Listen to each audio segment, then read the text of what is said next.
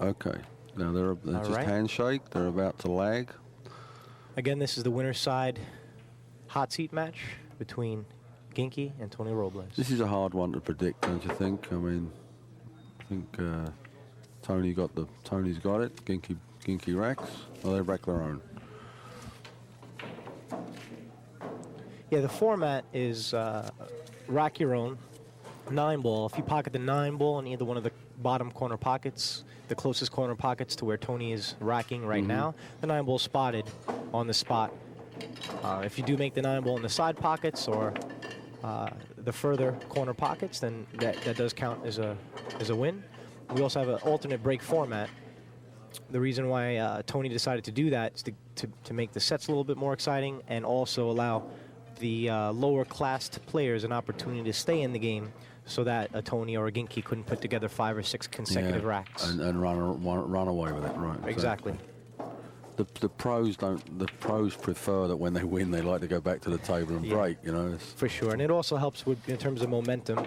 You can control the match a little bit better, but no one's complaining because the reality is the Predator Tour and other tours that have adopted the alternate break format have definitely sparked new interest in the game of pool and are giving lower ranked players an opportunity to compete with the big boys. Okay, here we go. Tony set the break.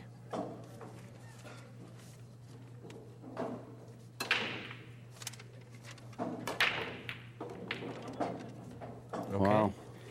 So Tony did pocket the 9-ball in the corner pocket, bottom pocket, so he's going to spot the ball. He continues to shoot.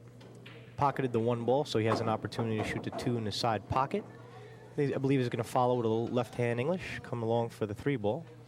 I think he was just cursing to himself that he made that decision when he started the tour.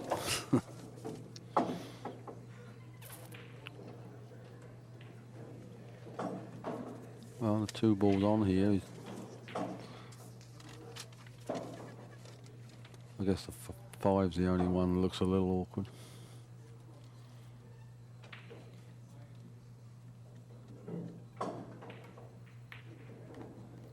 Okay, he gave himself a natural angle. I believe he's going to roll up on the 3-ball and just hit the rail, come off gently, and try to play the 5 in the side pocket.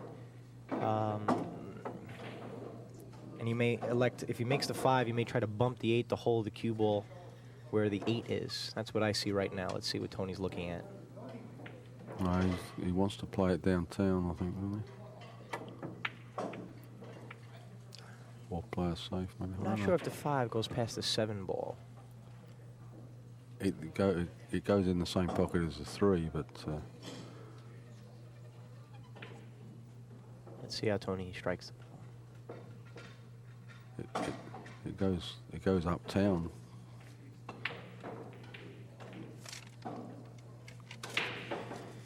Okay, so far, while Tony is making his decision, let me just give you a little quick rundown on who Tony has beaten so far to get to this position. Out of the gate, he had a very tough hill match with Alapina. He won 8-7, and he followed up with another amazing match with Joey Kong, which also went hill. Let's see what he's doing here. Yeah, he's trying to get across there. That's pretty. So he came around 2 He rails. just ran a little too far. Tried to play the 5 in the side pocket, but did run a little too far. He'll still go for that shot, I think. Let's see, unless he elects Could to play safe. Yeah, he roll could up against slide the up. 9. Yeah, I think that's too good to give up. Yeah, the risk factor here. I think he's probably going to go for the safe. He'd like to put the 5 right behind the 6 as well. Can't do that though, at that angle. Yeah, I think his main concern here would be freezing the cue ball on the 9-ball. Yeah, but he's coming across at a little angle there, so that's not so. That's got to be. He's got to play this really good shot.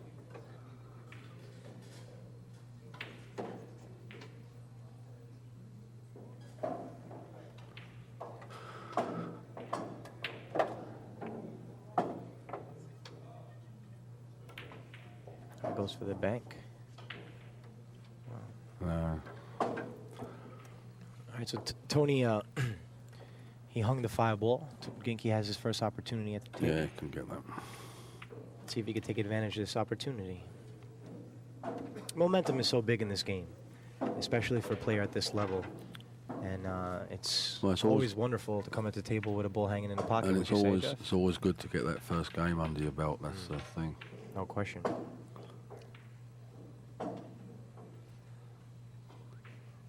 Tony last year, for some reason, he hasn't won as many of the Predator Tour events, but last year he dominated it. I think he was in the not just in the money, but I think he was in the finals like 11 times. It was really impressive. I think he won 6 or 7 last year. I'm not sure of the final number, but I do know that he won Pro Player of the Year by, I think, like a 2-to-1 ratio over any other player. Yeah, exactly. Right. And I was also talking. George just rolls up. I was also talking. Pocket. Sorry, I was also talking to Tony about how is it hard to keep focused when you're doing the organisational side of it. And he actually surprised me and said that it doesn't faze him one iota. If he has to go and call a shot, in the middle of a game, he goes back to it, and it doesn't faze him at all. So that's he's very lucky in that respect, Absolutely, and I also think that a large part of it has to do with his experience and the ability to turn it on in a blink of an eye, so to speak, or kind of switch that game face on, which is... Well, he has a pretty cool demeanour, so that's probably part of it. All right, George makes easy work of this rack. Game number 1 will go to George Souci. And George is going to be breaking the next one, so... George is wearing the Tiger patch. George has been with Tiger for about 10 years now. He's been a supporter of both their tips and their equipment. And on that note, Tiger is going to be sponsoring the Team DeMiro nationwide tour, which is going to be kicking off at Eastside Billiards the 29th and the 30th. And Michael Andrews, who's the tournament director, came this weekend to support Tony in his tour and play in the event as well. He played both in the Open event, and he followed up today to play in the BC event. And on that note, on the second day of the Predator Tour 9-ball event, Tony welcomes back all BC players to play in a secondary tournament. And if a player who played in the initial event plays, I believe the entrance fee is $20. And if a player did not play in the initial event, I believe the fee is $45 to play. So far, a local standout, up-and-coming amateur player, Sandy, is doing very well here in New Jersey. I believe she's in the semifinals of the BC, and I know everyone here is pulling for her. All right, let's see what George has on his first break.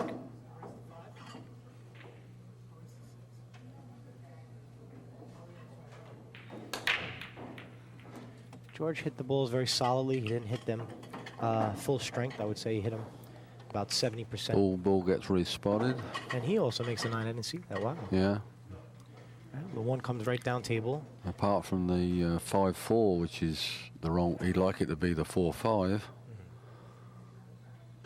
He's going to move that pretty quick in this sequence, I'm sure. Yeah, if he'll either try to break it up or he'll play position for a safe, leaving the cue ball where the 4 is, bringing the 4 ball around 3 rails, leaving the cue behind the 5. He's already he's looking at coming off the 3 to split it now.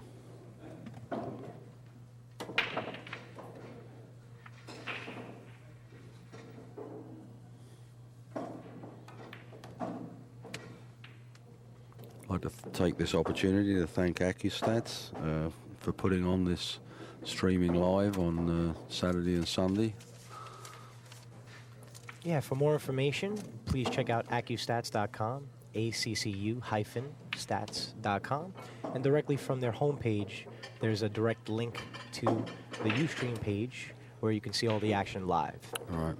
And you'll see you can log on to their selection of DVDs that they have of all the pro events, US Open, Derby City. Great stuff. I mean, no question. Accu-Stats has been around since 1983, and they've covered everything in the world of pool. They're known as the leader in terms of video production, and they really break it down so that it's easy for both professionals and avid pool players as well as amateurs and people just getting into the game to learn about the game and the players and the whole thing. It's really great. And running, here with their kit stacked, their are you gonna just 1 second? It's just gonna show you a shot. Okay, here. so here basically basically the 4 is going to come around, and he's going to stop the cue right there. All right. Oh, So basically, he elected to hit it a little fuller than I initially thought, but he did stop the cue for a safety. Tony has a 1 rail kick.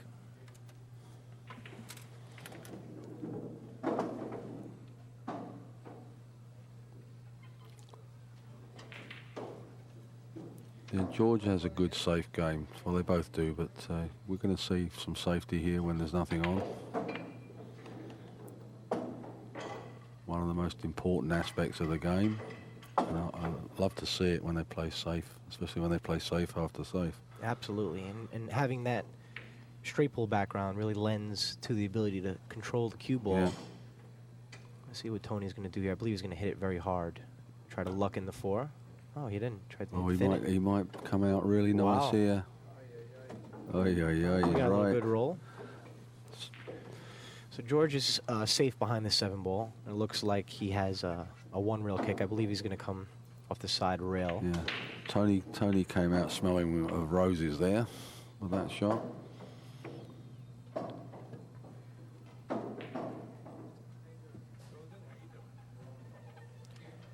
We have a very knowledgeable crowd here watching this matchup.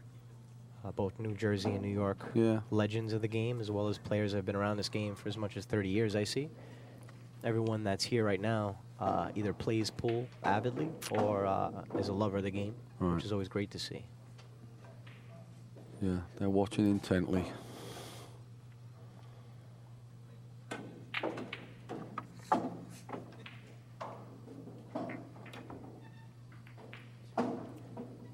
All right.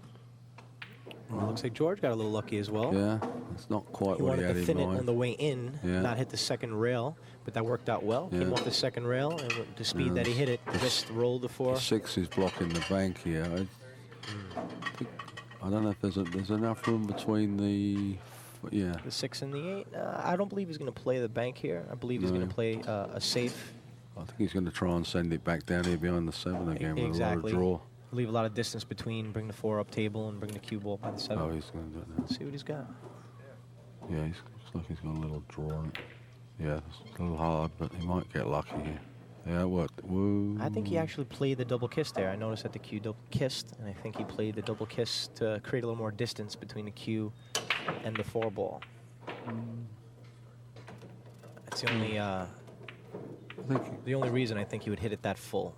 Do you think we might see a jump here? What do you think? It's right near the pocket. Oh, and GInky is has an extraordinary jump shot. If he needs to jump, he may have the whole ball. No. Yeah, I think he does. He does. He has the whole ball, or can come off the cushion. That's for sure. Well, GInky has another opportunity here with an easy run out. Yeah.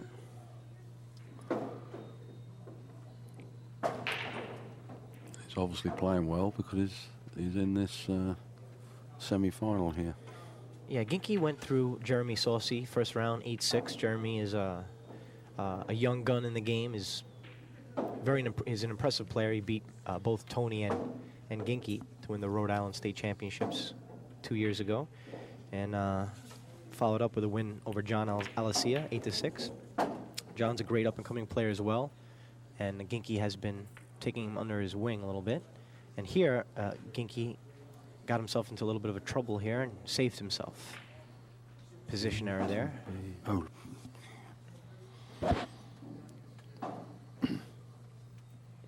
After beating John Alicia, he followed up with a strong win over Dennis Spears. Dennis Spears is a strong New Jersey player. GInky was impressive over Zion. He beat him 9-3. He has Zion's V, player from Israel. He's come on the scene and taken New York by the scruff of the neck. Yeah, he moved to New York not too long ago, and he has been very impressive. Last 3 events, he won one, and he came in 2nd. And he's knocking on the door right now. Let's see what he has today. And he has a good all-round game as well. Yeah, absolutely. Zion just came in 3rd in the Maryland Straight Pool Championships, which is a very, very challenging tournament to do well in. He was very impressive in that event, and he's looking forward to playing in the World Straight Pool Championships as well as the U.S. Open. Great shot from Tony Robles. Elevated over the 7 ball, drilled the ball back, but unfortunately he struck the ball too hard. Yeah, exactly.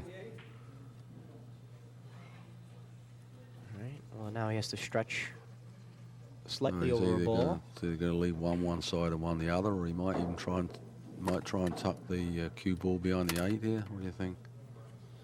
Well, here I believe Tony's going to skim the 7 and come around here and just try not to make move the 7 ball on come on this side of the 8 ball, leaving a safe. Either that, or I believe he's going to go for the bank and try to come around 3 rails for the 8 ball.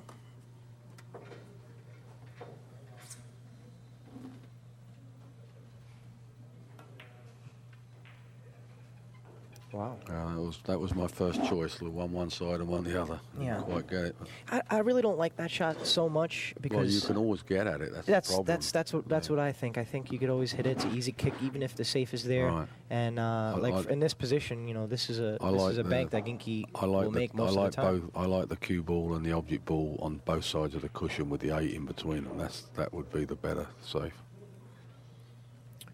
All right, well, it looks like from this angle, he can see it, that's he can for sure. see it, but I don't believe he has enough to bank it cross corner. He does have enough to bank it cross side if he elects to do that, or play a safe, skim it, and come around 2 to 3 rails. Right, just play the same shot back, I think, here. Yeah, he skims it. He's 3 rails, okay. Yeah, he can now. That's a great shot. I think he can. No, he can't see it. He can swerve around him. He can swerve around and hit it.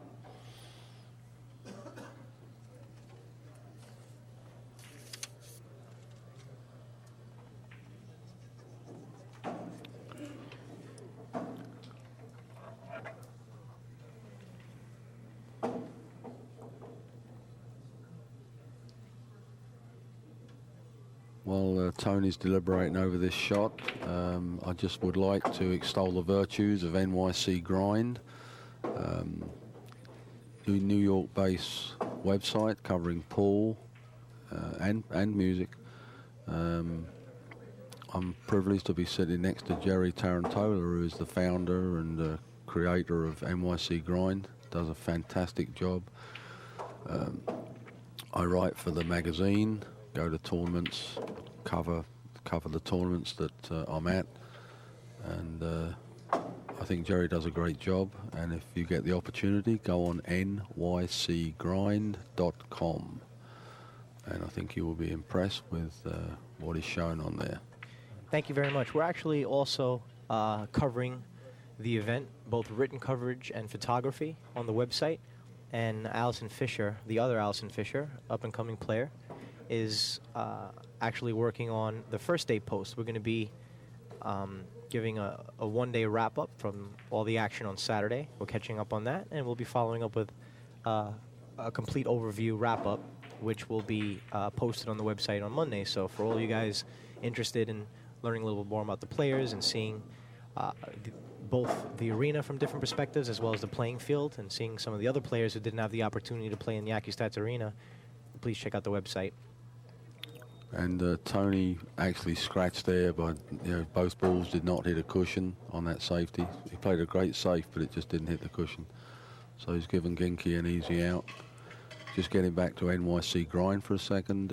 Also, you have a great opportunity to print off some photographs of your favorite players, because there's a huge, vast array of photographs on NYC Grind.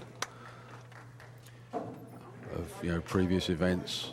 We were 3 weeks down in Vegas in May, and I would think almost every pro got his photograph taken and is on there.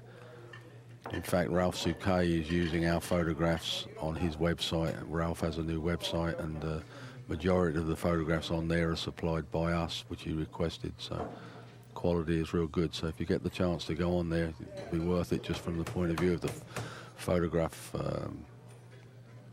perspective. Thank you, Geoff. Yeah, thank you.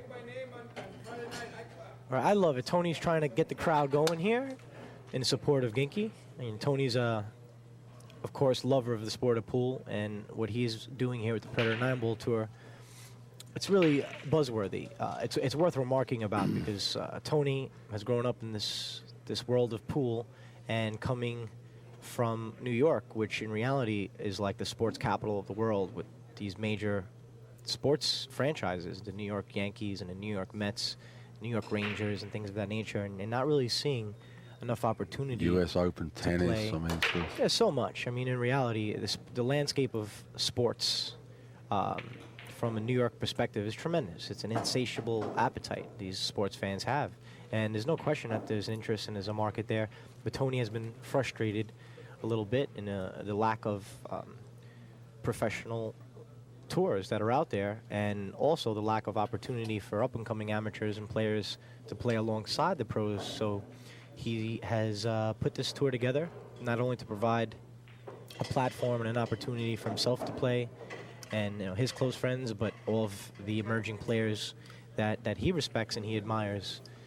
And it's been a tremendous success. The tour is a success, and Accu-Stats here has the opportunity to stream all the action and see some of the best up-and-coming and current players in this New York, New Jersey landscape right now. It's awesome. It really is awesome. In terms of entries, this is probably the most popular tour in the country in terms of the amount of people that enter each time the tournament comes up. I mean, when they started last year, they were getting like 70s, 80s. It's a phenomenal amount of entries. And they're giving the opportunity to the amateurs as well on the, the AD, BC, whatever format he wants to run. I think that's a great format that gives, everybody a chance, Yeah, I agree, and it also allows the best of each division to have an opportunity to get some recognition. Tony offers awards for the leading pro player, the leading A player, the leading B player, the leading C player, and he also offers a $100 bonus to the highest finishing female each event, which is cool, which has inspired more women to play with some of the best players in the world.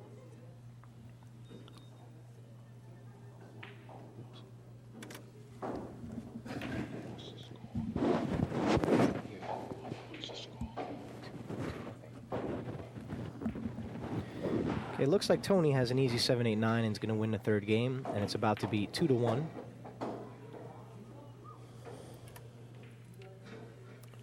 He would have liked to come a little bit more off the rail, towards the center of the pocket, towards the center of the table a little bit more to give himself less of an angle to get away from the 9. So there, he had to hit the shot great and slow to hold it. He looks all right, and he should be able to capture the third game. Nice recovery.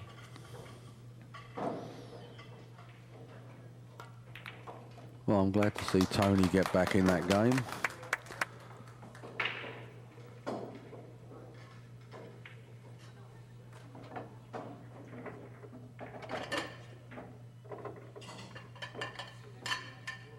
We'll take this opportunity to mention the Accu-Stats coverage of their game show, which they run on Wednesday, Thursday, and Friday here, utilising this the filming facility, and a very interesting format. You want to just expand upon that, Jerry, because you've been here, you've seen it. Yeah, absolutely, absolutely. Basically, the Friday 10-ball game show. There's two events that are going side by side. There's a 10-ball game show, which is a really interesting concept. Pat initially conceived the idea in Derby City Classic, not this past year, but the year before, and he's been experimenting with a couple different options and has really kind of come to a format that all players enjoy. And basically, it's a one-ball set that players play. Normal draw. One ball set advances a player, and it's one game. One game of 10 ball, and what Pat does is he takes away the first 3 balls, the 1 ball, the 2 ball, and the 3 ball, to make the game a little bit more exciting, a little bit quicker, and put the pressure on the players. Just quickly, GInky just broke there and made 3 balls on the break. Made the 1, 2, and the 3. That doesn't happen very often. It's funny, we were just talking about taking off the 1, 2, and the 3. Exactly. And then the 1, 2, and 3 just dropped. Yeah. Well, that's because he plays on a Friday night here in Houston. Yeah. There is a countdown on the game show, which puts the pressure on the players. And basically, there's a pit stop for two break and run contests, and the break and run contests have really sparked a lot of interest in the sport of pool, and have packed Combat Billiards.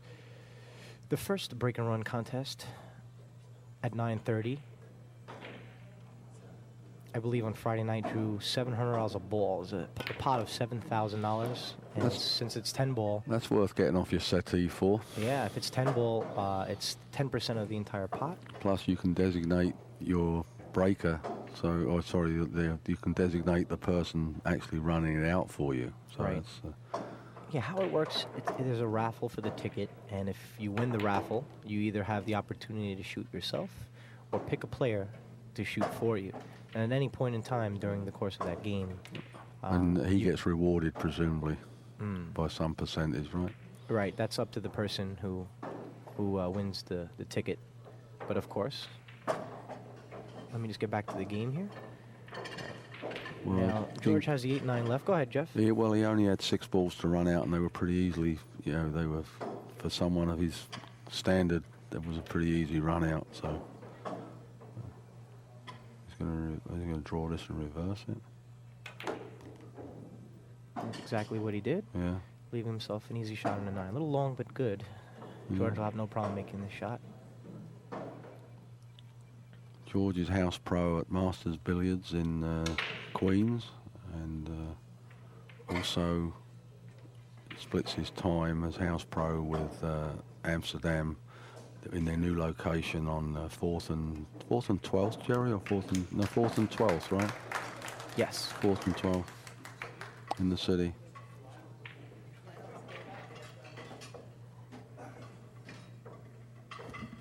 First prize here today is $1,000. Second prize is $750. Score's now 3-1 to George Souci. All right, excellent. Let me just finish my thought about the 9-ball game show. On Friday night, basically there are 2 different break and run contests. At 9:30 this Friday, there was a $700 per ball opportunity. So basically, the player had an opportunity to break, and any ball that is pocketed, and for each ball, that player would win $700. If the player would have run the whole rack, he would have won $7,000, which is really impressive, and it's bringing a lot of players. They also have another break and run contest at 11 o'clock, which boasted a $500 per ball prize, total pot of $5,000. So for the players that came out here on Friday night, they had a chance to play in the game show as well as have 2 shots at winning a total of $12,000. So it's a lot of fun here. Check it out on Friday. You can see all the live streams on Accu-Stats.com. And if you can't make, if you're interested in actually coming down here, please feel free. There's no charge to watch. Okay, so Tony's all set to break here. Yeah, now Tony wants to try and get back into this now because he's now 3-1 down. So it's important that he tries to win this rack. Let's see what happens, where the balls ends up. Oh. Yeah, Tony pocketed a ball, but he got a little bit of an unlucky roll. Yeah. And the 1 ball. If he can hit this full in the face, he'll just stop the cue ball there and send the 1 around the table. Well, yeah, let's see what I think he can. I don't see him doing it. Or he might just come off the side of it and try and put it up behind the 2. No, he's playing a little follow on it. Yeah, he's going to put it up behind the 2. That's a great shot. That's a good shot. Got the 7, got him out of trouble there. And George is quickly going for his case, and he's about to pull out his jump cue. Jump cues are allowed in this event. 41-inch jump cue.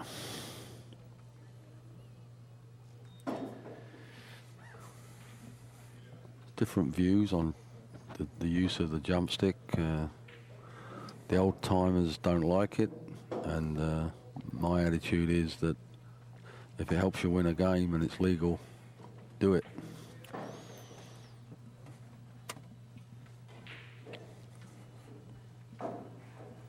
I think Ephraim is one of the only guys who doesn't jump, isn't he? I think Ephraim. One of the only guys, but there are a few. Yeah. But I guess he's got a good kick game, so I guess it doesn't matter too much.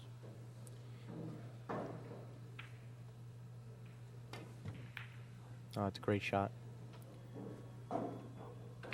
I found out yesterday that in the big event that's being run down in Galveston, which is has a pro and amateur tournament in it, the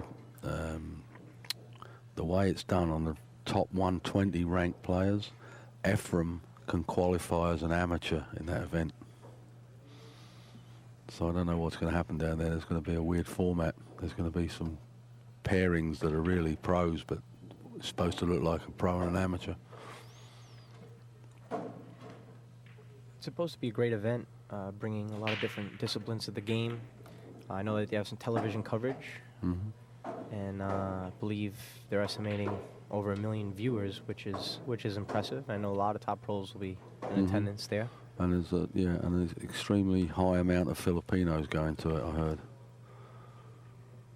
But, yeah, the location is at Moody Gardens in Texas. I heard it's just a spectacular location. There's a zoo on premises and movie theaters and a lot of different options for the players. So I'm excited to learn more about it. I'm not sure if I'm going to be able to make it, but it should be a great event.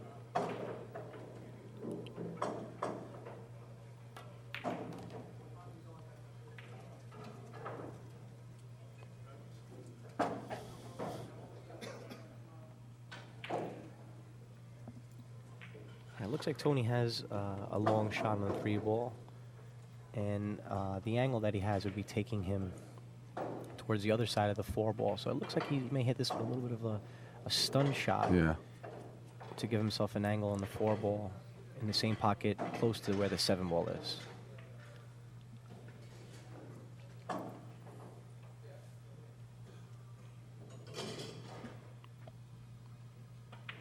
As long as the 3-ball can go past the 6, which I think it should be able to. I think he's looking the other way. I don't think it goes by the 6. I think he's looking to play it up.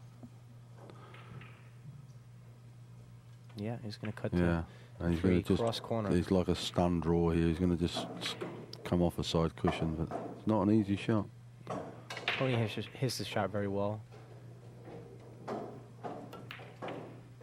Great shot. Yeah, hits the shot very well.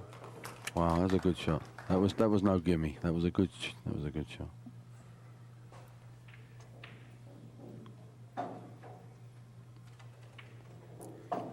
So far, both players looking very impressive. Very few mistakes. Yeah. Yeah. The last game was handed to George when he just gave him a scratch when one ball just didn't quite hit the cushion. So I think this looks like an easy run out here.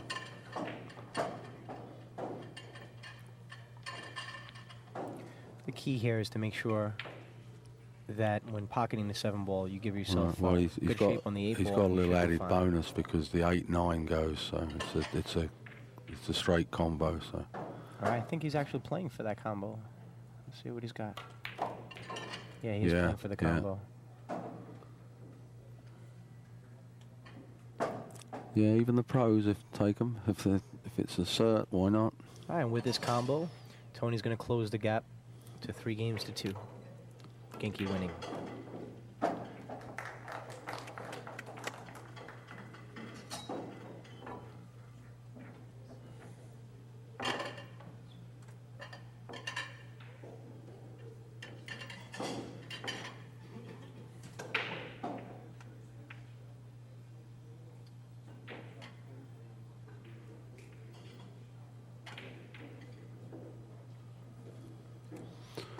Two, right? That's right. He's back in it. George wants to continue his success on the break. Let's see if he can continue this momentum. And of course, this is a winner's side match, so even if someone gets knocked out here, they much more than likely be coming back. The winner will be undefeated in the finals. And there is some work to still do on the 1-loss bracket.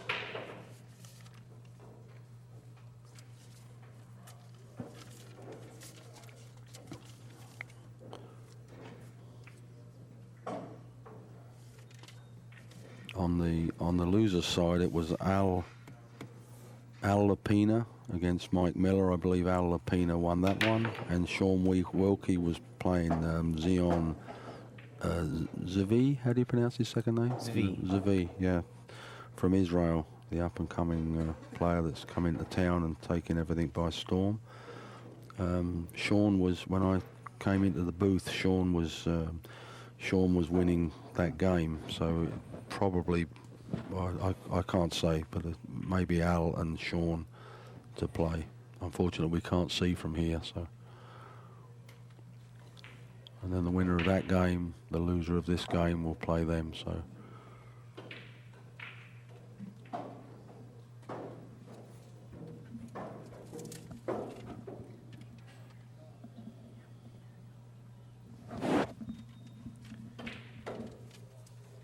Okay, the other Allison Fisher just gave us an update.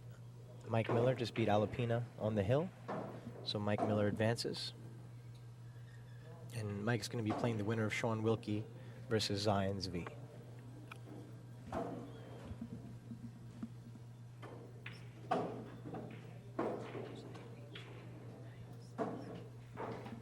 George is shaking his head here. I think he can just see this. He can just see the side of the two. He's pushing. Thinking about it.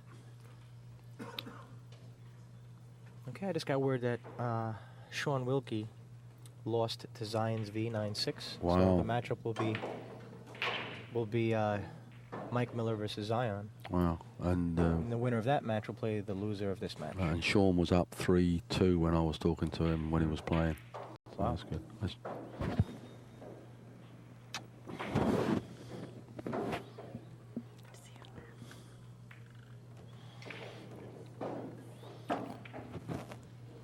George elected to play a safe, and he's left him. I think he's going to give this back. There is a path through there, but I'm not sure if it's a straight. Yeah, no, there is a shot through there. It's difficult to see on the monitor, but it looks like he has a shot at it. But I think he's going to give it back to him. But there's always a reluctance to give it back to the other player because you're putting him in control, you know what I mean? Absolutely. You know, even if it's hard, let me deal with it. Now you can see it. Both of these players have probably matched up hundreds, if not thousands of times over the years. So they know each other's games very well.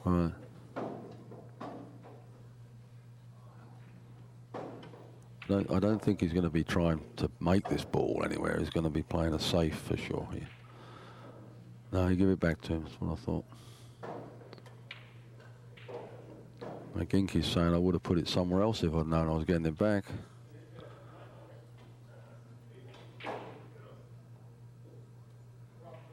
What do you think he's going to do here, Jerry?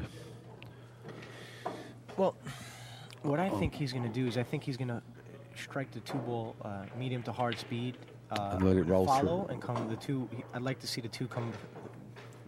Exactly. 4 rails. That's what I think. Bringing the cue ball would follow on the end rail. He's going to follow the cue ball so the 3 comes into play. Follow the cue ball so the cue ball ends up on the end rail and the 2 ball comes around 4 rails back on the other side of the end rail where the 9 ball is. You know, the rail where the 9 ball is, That's what I think he's going to do from here. Unless he's double bank or double bank safe, bringing the cue ball. I'm wondering if he's going to make it off the 8. And that's right. Oh, shoots what a shot! Wow, what a shot! Great shot! I didn't know he had the whole ball. Composure, yeah. Wow. It's difficult to see on the monitor, Jerry. You know, it's like I think he's going to play this. We got 3, 5. Well, the 5 goes in the side. On the sidelines, you can see up-and-coming junior champion Jonathan Castillo watching both of his, well, 2 of his idols. He has many idols, sponsored by Quick Fire Cues. Kelly Fisher. Kelly Fisher came out the line Quick Fire Cues, and he's an up-and-coming player from the New York, New Jersey area to definitely keep an eye on. And right next to John is John Alessia, who GInky is taking under his wing. Another very strong A player who's been dominant on the Tri-State Tour and some of the local events in the New York area.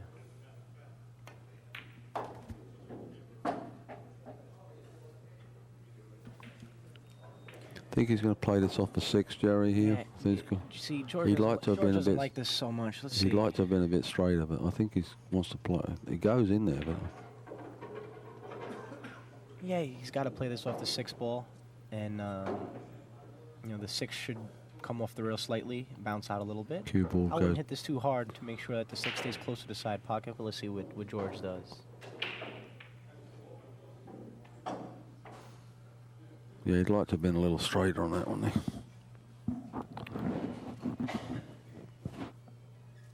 Yeah, because he can play the 6 off the 8. Exactly, yeah. He's thinking about making the 5 ball and positioning the cue ball well to play the carom off the 8.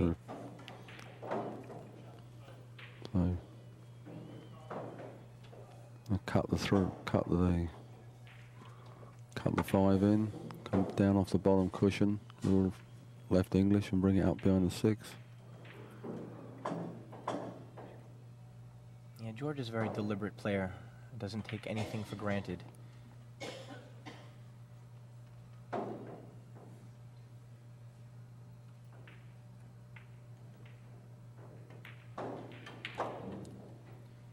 Okay, so he played the 5, and it looks like he's going to be playing off the come off the 8.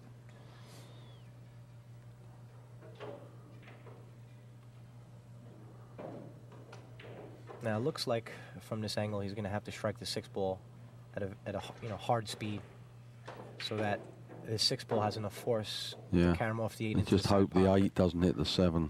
And just let the 8 run wild, and not really worry about it. Just really focus on the 6 ball.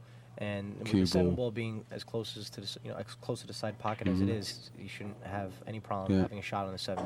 And the cue ball come back to the centre of the table. He'll be okay for the 7. That's what he's looking at now. He'd like to have been straighter on this.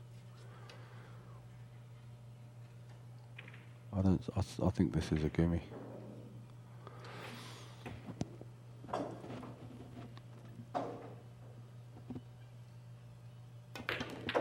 Great shot. Yeah, that worked out. A note for all the amateur players, beginner players that are out there watching right now, you'll never see either one of these top players ever take a shot for granted. Of course, they have different tempos, different playing styles, but every shot is deliberate. You'll see both players chalking up before every single shot, and neither Tony nor GInky will ever shoot a shot unless they feel 100% committed, comfortable, and that's a tip for the players out there watching. Mm-hmm.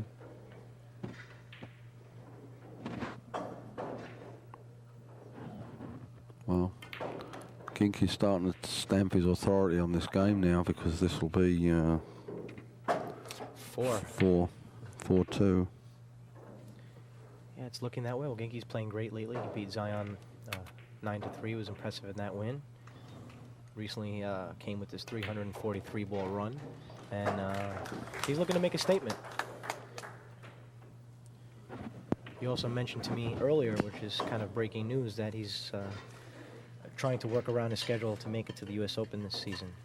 Oh, that'd be great. He hasn't been there the last few years. And I think mentally he wants to make sure that not only will he go play, but he wants to really do some damage, make a name for himself there. Right. Or revive his name. Right. Well, reference what you've just said. I was talking to GInky before we came on air about whether we might see him playing in some bigger events, and I mentioned that earlier, that it's all about sponsorship. So he's got Tiger, but he would love another big sponsor. So if anyone is watching who wants to sponsor GInky in the tournament, the U.S. Open would be a good one to put him in. Yeah, in reality, it's more than just putting a player into a tournament. For a player to play pool professionally, they have to devote enough time to make sure when they get down to the table, they just perform on 100%. Just like in basketball, all the NBA players may shoot a jump shot, 1,000 times, so that in crunch time, with 30 seconds to go with the game on the line, they automatically do it. And in pool, it's the same way. You have to shoot every day, multiple hours, depending on the player's style, whether it's 2 hours a day, 5 hours a day. But it is a full-time job, and when you're not playing pool, you have to make sure you're eating right, you're taking care of yourself, you're staying in tune of the industry, what's going on, players, events, things of that nature, instruction, what's new, equipment. So it's a full-time job, it's a full-time career, and these players take it that way. So for aspiring sponsors, they have to please keep in mind that for these players to commit 100% to the game, they have to have the support to be able to do so. Just getting back to the game here, Tony just not hooked himself, but he can't cut this one ball into the side pocket. He was playing a combo, and it's always a problem that when you play a combo, you've got to make sure that the object ball, you know exactly where it's going, and it just got a little away from him here. So it looks like it's right on the cushion. I think he's going to play a safe here. He'll probably come off the side of the one and come down on this bottom cushion, or he might even play the 7 here. He might play the 7 if the one ball isn't on the edge of the point and it's more flush against the rail, and he has the bank potentially and the 7 ball. But if it's on the point, then he definitely doesn't have the bank. He still may play the 7. And out of the 2, he's got the more 100% shot is making the 7, because I think he could draw that down and make. The only trouble is he could scratch. That's the problem. And if he hits it hard enough with enough right English, there's a very small chance of coming off the rail, making the 7, spinning into the 9, making the 9. If it's not right on the point, like you said, or on the angle, this definitely is a possibility of banking this. No, he's playing safe. He played the safe first. I think he leaked it out a little bit, but I'm not sure. Let's see. No, I think he's got him. By Tony's expression. He left it. I think he's left it. Yeah. Just barely, but he left it. Well, we saw George just make that fantastic shot just now on that 2, so... Yeah, well, he's going to have to come with a gut check shot here. Long shot on the rail, clutch shot. But the good thing here is he doesn't have to do much with the 1 ball, since the 3 ball is very close to the corner pocket. And all the rest of the balls pretty much are hanging, so it would be easy work to finish out the set. So this shot is key shot. The key shot.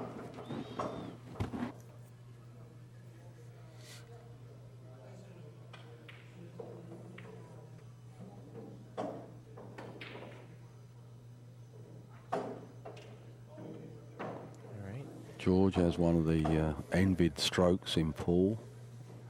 I was down in Vegas. I even heard people talking about his stroke, other pros that would love to have his stroke.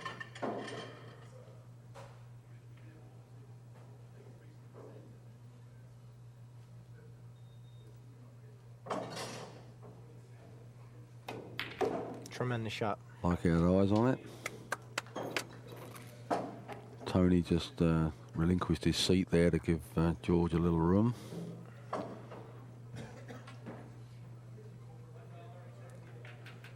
Interesting.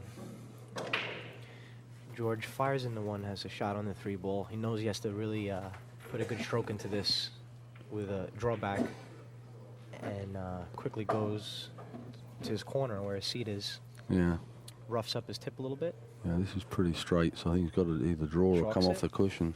Yeah. I don't think he's going to come off the cushion because the 9 will come into play. Well, if he does come off the cushion... No, he's drawing it back. Yeah, okay. If he does, he's going to hit this with a little right English. Okay, it comes straight back. Oh, it's pretty. Beautiful shot. Pretty. Yeah, he's going to... Pocket the 4. I believe he's going to either come 2 rails in the direction of the 6 to play the 6-7 combo, or come directly with 1 rail. Yeah, knowing George's game, he likes to pop balls a little bit more, come the 2 rails. 1-2 in direction of the 6. And basically, he's going to slow roll the 6 pocket speed, leave the 6 ball in the corner pocket where the 7 ball is after making the 6-7 combo. Yeah, the 6 has got to hit this full in the face and stay there, just gently. Perfect. Or as they say in Brooklyn, perfect.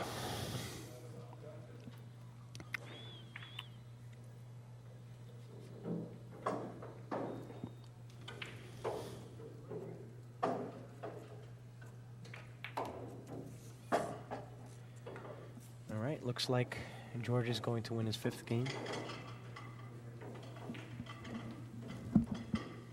Pat, race the 9. Yeah, this is a race to 9. This will make 5-2 to George, so he's starting to put a big imprint on this game now. No question, especially coming with that shot on the 1 ball and running out that rack. It's clear that George is clutching out here. Making every opportunity of what he's left.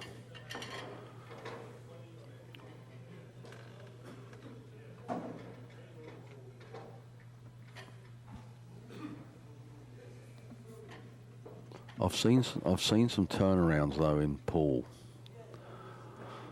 Jerry, I've seen some turnarounds. The biggest turnaround that I ever saw was, and I think I mentioned this last time I was on air, so sorry to bore you guys, but Joey K was playing, Joey K was playing down in Vegas probably about 4 years ago, and I got a phone call from someone that said he was 10-5 down against Corey in a race to 11.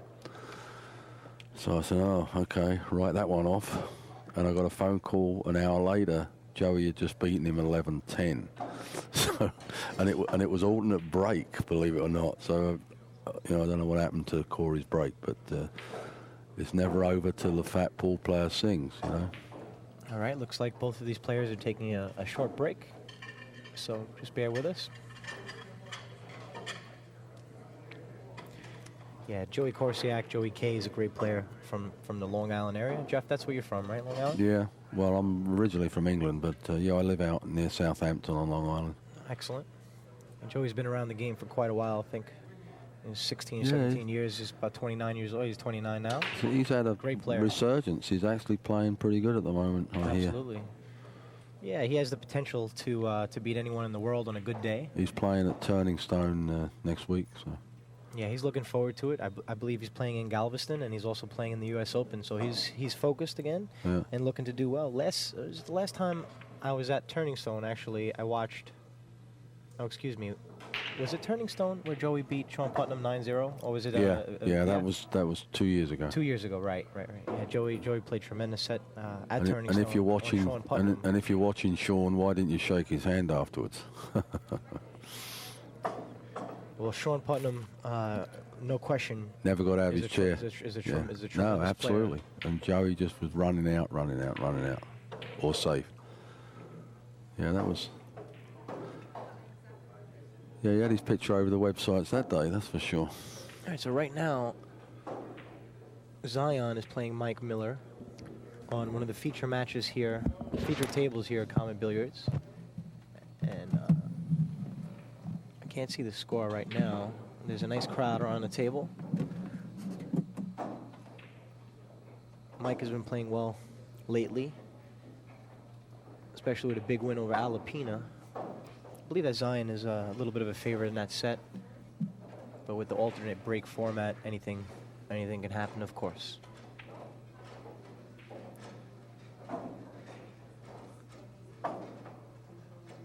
All right, guys, just bear with us a couple minutes. We'll be right back.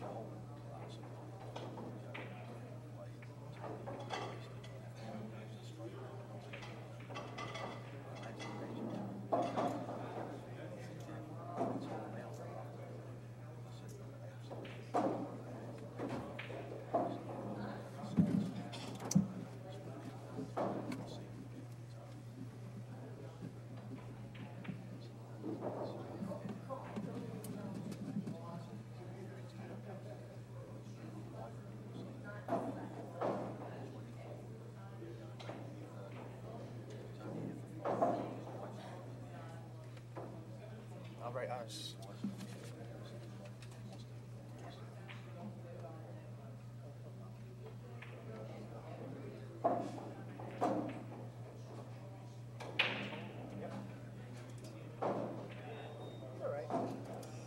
A lot of people, they call me Jerry Tarantino.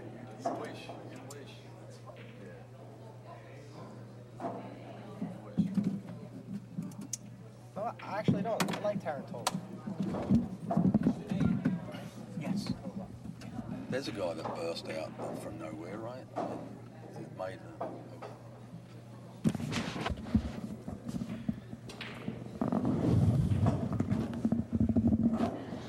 All right, for all our viewers, just bear with us a little bit. We have both of the players entering the arena. George is stretching, loosening himself back up after a small break. Tony should be joining us shortly. And the score at the moment is 5-2 to George Souci, GInky.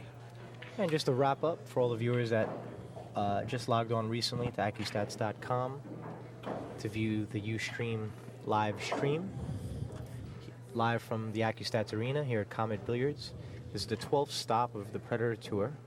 Tony Robles is the face and founder of the tour. And basically, we have a feature matchup between Tony Robles, the silent assassin, versus George Souci, GInky, two of New York's most dominant pool players, and pool's most dominant pool players, for that matter. Challenge of the Titans. No question. And this is a hot seat matchup, winner side. Both players are undefeated. The winner will move on to the finals, and the loser of this match will play the winner of Zion Zvi versus Mike Miller, which the match is currently underway.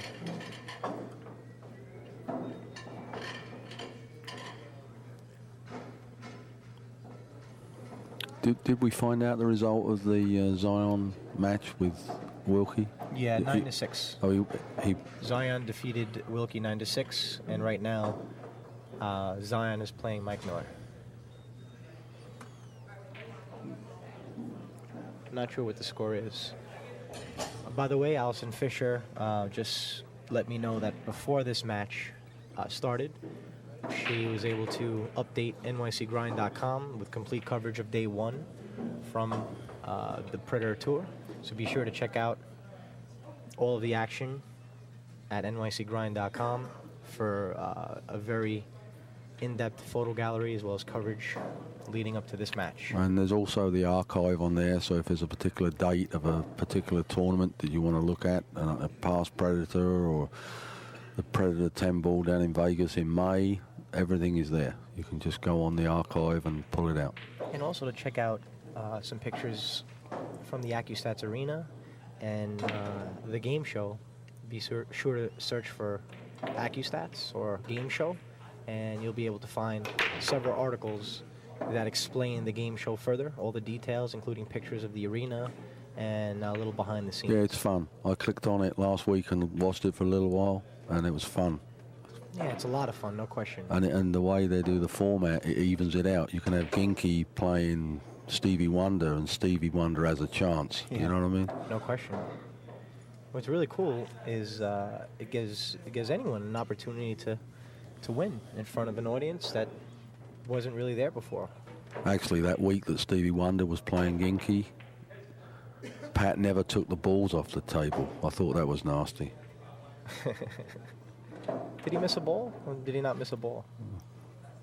Uh, The English humor. I do love the English humor, Geoff. I do. Sometimes. If only we could find it. All right, so.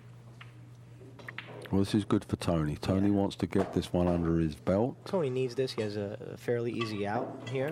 Puts Everything it, is close to the pot. and that'll put it at 5-3, which is much better than 6-3. And he's got the 8-9 combo sitting there if he needs it. Yeah, it looks like that's what he's going to do. He just has to get up to the 8-9 combo. It's a simple combo. Basically, you just have... just draw back. Yeah, he's all right here. Yeah, a little more than he wanted. He did draw back too much here, but Yeah, he's all right. he Just hit can- this with a nice soft stroke with draw. kill the speed of the cue ball while coming perfect for the 5-ball in the side pocket. Pretty. That was pretty. Well, he's just got enough angle he can roll and come off the side cushion for the 6. Okay, he elected to strike the ball with a little draw. Yeah. Staying away from the rail, and looks like just a little draw in the 6-ball, and he's done. 6, Yep. 7, 8, 9. Yeah. I don't think you're going to see any heroics here. I think you're going to be just come back a little, not much. Just no, and he's going to follow. A couple rails here. Right. Yeah. Mm. Could have shot that shot either way. Yeah, this is good for his confidence here. This is what he needs.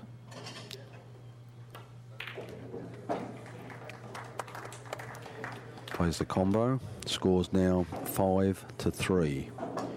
Both of these players are putting on a good performance for the fans that are watching right now. We do have a knowledgeable crowd. Legend, straight pool legend Cosmo has been around the game forever. He actually refereed a recent exhibition between Tony Robles and Mike Siegel, which was held in Amsterdam Billiards.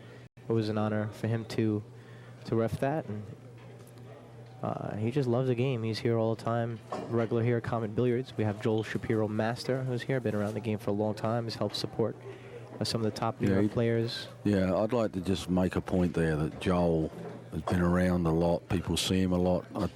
Some people who don't know him that well don't realise what he does for pool in terms of financial sponsoring and helping finance events.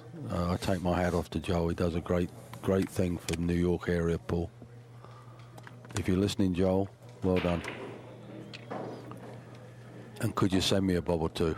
Thank you.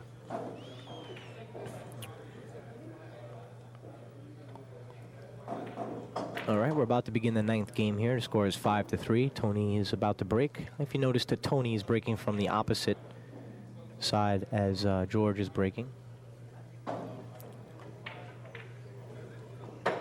Tony always looks very twitchy on his break. He looks like got a good break.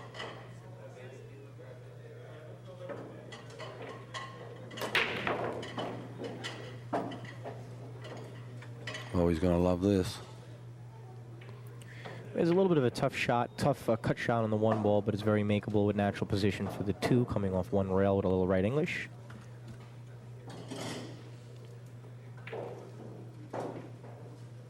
It's not a gimme. I expect him to make it, but it's not a gimme. Yeah, he's a favorite to make it, but he does have to come with a nice shot. You never know. Just doesn't want to hit the 5 ball there. That's all. Got to be careful. It looks like the 5 ball on the monitor, but I believe that's the 4. 4, is it? Yeah, between the 1 and the 2. Yeah. Yeah, it's a 4 ball. I need the comparison of the other one to know which is the lighter. Oh, it did miss the 1, overcut it. Yeah. I think he was worried about hitting the 4 ball, and he Yeah. wanted to make sure he hit thin and overcut the ball. Well, GInky has a shot on the 1, but if you notice, the natural angle is bringing the cue ball away from the 2 ball, so he's looking at his options on how to come back around. 3, 4 rails, maybe 5 rails to get back to the 2. So he's looking at the path of where the cue ball will travel right now. And he wants to see which side of the 2 ball he would like to end up. The 3 balls. Or he might play safe even here. Yeah, possible. It's very possible. He could run down behind the 3 because there's a lot of balls to hide behind down true. here. That's true.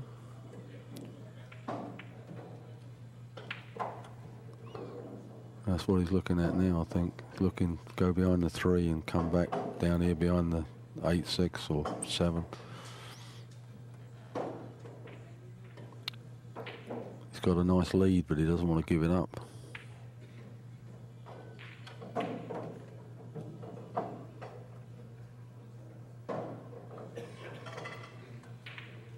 See what he does here. He certainly can make it, that's for sure. But whether he can get around behind these balls, I think he's going to play safe. That's what I think. He's going to drop it down here behind the 3. Looks like he's eyeing up a safe. Yeah. The possibility he could even put the 1 ball behind the 2 or lay it on the 2. He could use the 2 ball to stop the 1, leave the 1 there. Leave it there. I think that's what he's doing. Let's see. Yeah. That's a tremendous shot. Leaked out a little bit. He hit it tremendous. Right, but they had the 2 as a stopper there. That was okay. Well, Tony still doesn't like it. He's over a ball, and he doesn't have a shot here on the 1 ball. So what I believe he's going to try to do is skim the left side of the 1 ball. Also, you know, having that buffer with the 2. So if the 1 strikes the 2, it's not going to go far. It's going to stay right there, bringing the cue ball around 3, maybe 4 rails. If he doesn't cut it too fine, or he could cut it too fine and it not really. Or sorry, if he doesn't cut it too fine, it could come out. You know what I mean? If he hits it too full, then it's going to pop out. It could pop out. But the main thing is hiding the cue ball down the other end of the table. Exactly. I think he's going to stroke this with what is he? Is he kicking? He's eyeing up the kick? No. I don't know. He's eyeing up the kick. Well, just try and snick the edge of it. Oh, I didn't like that shot. No. I didn't like that shot at all. Well, I guess, yeah, he wanted to play the safe. Yeah, GInky's going to play a safe off this. He's not going to be potting it anywhere, but it puts GInky in control. It's very tempting with all those. Actually, it looks like there's a lot of balls to hide behind, but in actual fact, with the gaps between them, it's not, the cluster's not as good as you think for hiding behind. You know what I mean? Yeah, just in that kind of a situation, I didn't really see the benefit of coming with the kick, because, you know, even if you do strike the 1 ball at that speed, I don't really see the safe there. You're going to leave him still close to the 1 ball. I think he was trying to be a little too close. I think he was trying to come off the side of the 1 and come back uptown. That's what he was trying to do, but. And just nudge it, maybe leaving the 1 slightly by the 2. Yeah, I think that's what he was trying to do. I think that's what he was trying to do. But I think that in part of the decision-making process, he realized that he wasn't leaving GInky much, obviously, here, if he were to miss it. I think GInky's just going to, he could bank this straight uptown. That's what I think. Yeah, I like what he's doing now, putting the cue ball where it is now, just skinning the 1, and then bringing the 1, 2 rails down table where that chalk is. Yeah, let's put it right behind the 6-8. He'd like to put it right behind the 9-7 is where he'd like to put it, somewhere in that area. And he only has to touch the 1 ball, and he can almost hide it behind that 2. Yeah, he has those four balls helping him out, so he just has to get in the general area. And he's not going to leave him anything, even if he doesn't hide the 1 ball. Sorry, I mean if he doesn't get the safe. If he doesn't get the safe, yeah. Yeah, this is the shot. And Tony's on 1, so he's putting pressure on Tony here. Absolutely.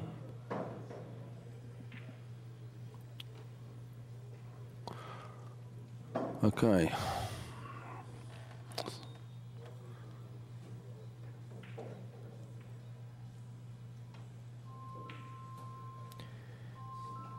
All right, came with a great shot, but you can see it. I think he can. I'm not sure if he can see it directly. I may have to spin on. He's pulling out the jump cue. Can't see it. No.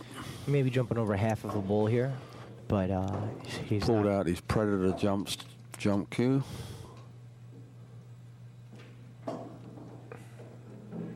Tony is sponsored by Predator Cues. He plays with both a Predator playing cue and a jump cue as well.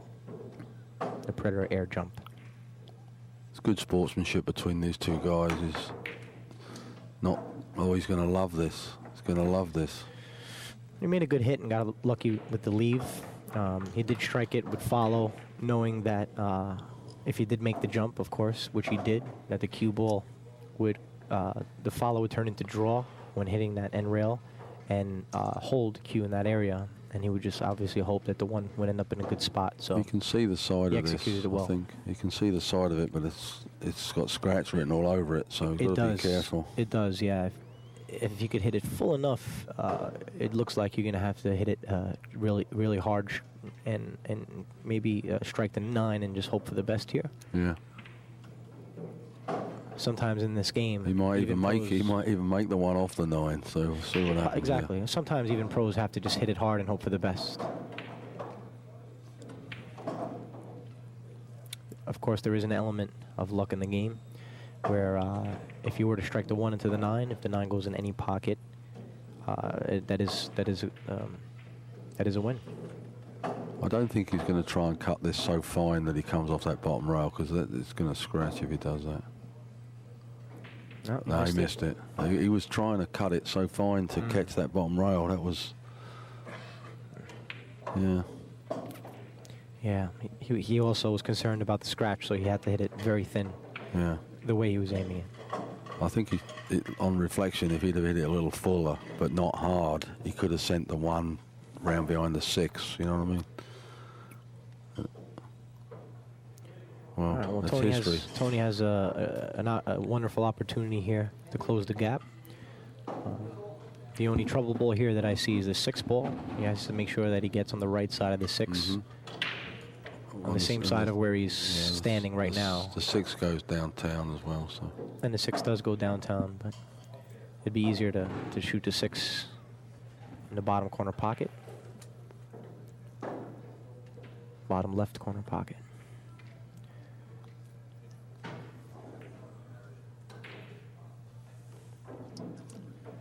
Yeah, if he was practicing in Amsterdam, he would run these out in a New York minute.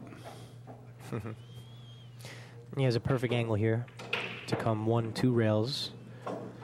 Perfect for the 6. You just want to come off a little bit off the side rail, just so the cue's not frozen on the rail. Put a little bit of a draw or a stop shot on the 6, leaving himself a perfect shot on the 7 ball. For you fans of Paul out there, should you like fast shooting, log on to TonyDrago.com.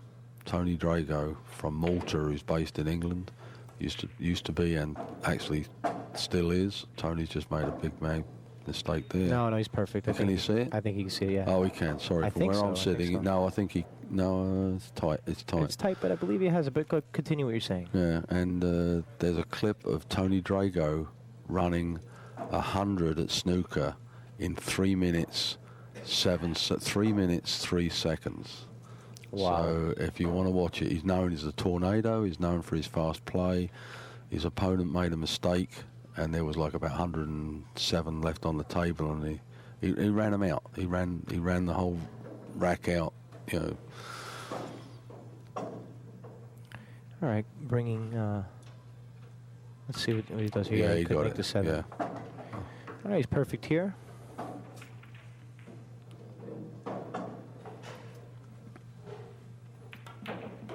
All right, Tony's going to close the gap to 5-4. Yeah, that's good. Once he pockets a 9 ball.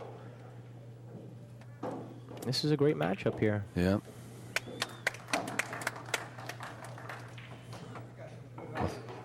I think on reflection, GInky might be regretting playing that shot earlier that he played off that when he missed, gave ball in hand off the 1 there. Trying to hit the 1 too thin. Yeah, because you don't want to be giving the guy ball in hand with just a few balls on the table. Yeah, but at the same time, in my opinion, once you're at the level of these players, you have to have complete trust in your cue ball and yourself. And well, he was trying to almost miss it. He was trying to be perfect. He was trying to just barely skim it. Yeah. And he knew that there was a chance of missing it.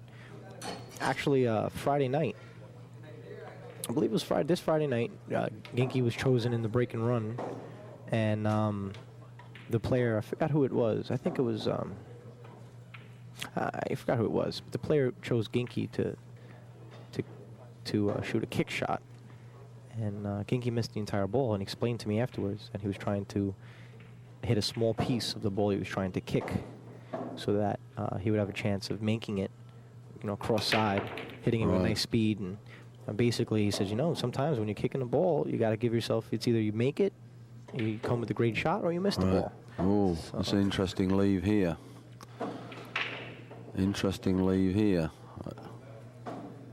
Yeah, it looks like what Geoff is saying is the 1 ball is positioned in a manner that if he were to strike the 1 ball and make the 1, the cue is going to go directly into the side pocket.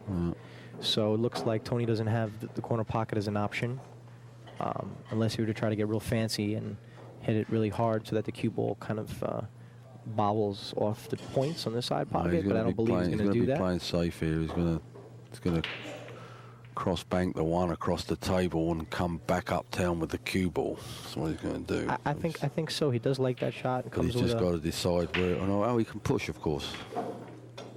Can he push? Yeah, he just broke, right?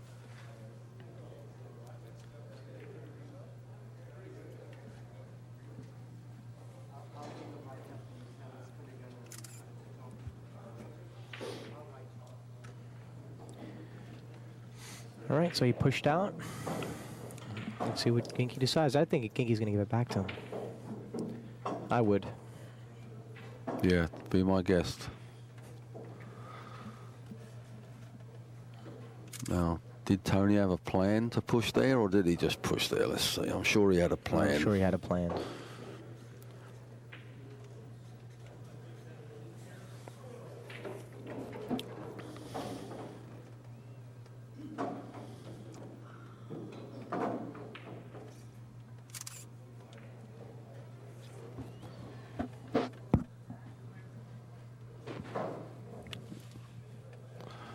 Tony's going to give this a lot of deliberation. He hasn't gone over and looked where it's actually sitting on the cushion because he can't bank it anyway because the 5, is that the 5 or the 4? The 5? 4. 4. The 4's in front of that opposite pocket, so he might be trying to bank it in the bottom corner pocket, right like that. Oh my God, what a shot. That was a great shot. Now he's got to come with an even better shot because the I think he can get enough of this 2 to make the 5, but he can't get enough of it to make the 2 into the corner pocket. Yeah, I don't believe he's aiming. Yeah, he's going to have to come off the cushion to make the 5. It looks tight from here. It looks tight. I don't think he's playing the 2-5. No, he's going to just stop the ball behind the 7 and send the 2 around the table, but he's got to try and miss the 5. That's what he's looking at. What I think he's that could be. What I think he's looking at, I think he's looking to skim it a little bit more so that the 2 strikes the 8. And I think that what he's going to be trying to do is have the 2 strike the 8 come off the side rail and end up on the end rail and bring the cue He's playing down safe. the other side. He's playing a player safe. I don't think he'll play the 2-5.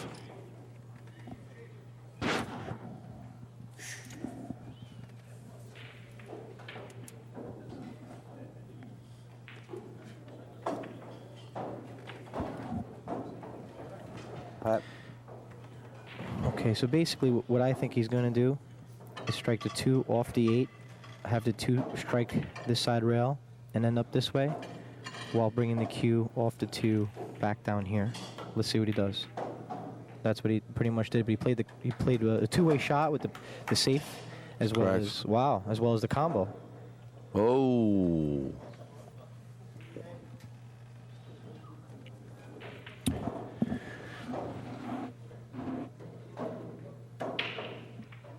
Well, if he didn't make the combination, it would have been a perfect safe. Yeah. He would have had no shot on the 2 ball from here, and he's shooting from the depths of the corner pocket. That backfired on him, that one a little, but that's Paul.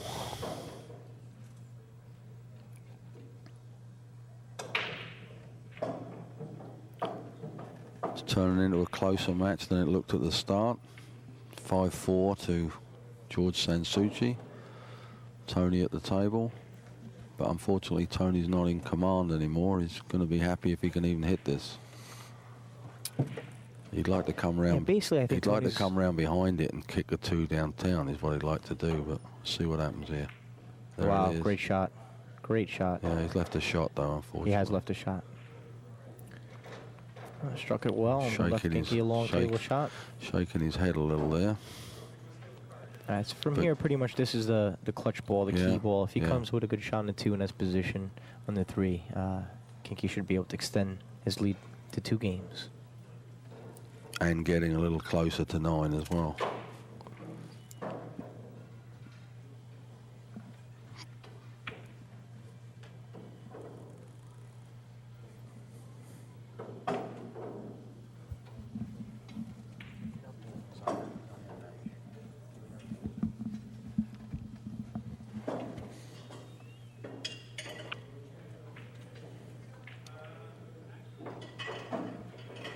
You really have a solid showing here from the fans. Right now, this is the feature match, and pretty much the crowd is 2 levels deep on one side of the arena. All right. Well, this is the final, really, in a way. No, it definitely is the final of the winner's side. The loser of this match will have a second chance. Beautiful. Yeah, I think you struck that well. Yeah, and the four's sitting in front of the side pocket.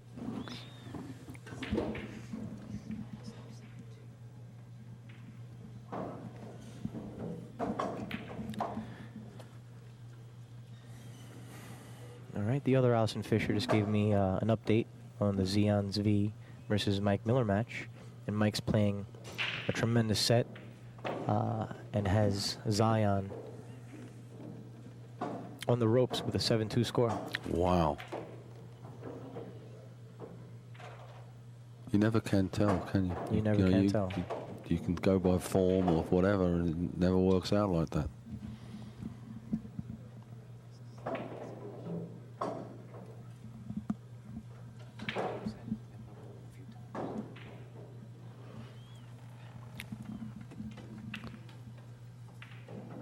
Looks like GInky's going to run this rack out, which will put the score at 6-4. And getting just a little closer to that 9 that he's looking for, so.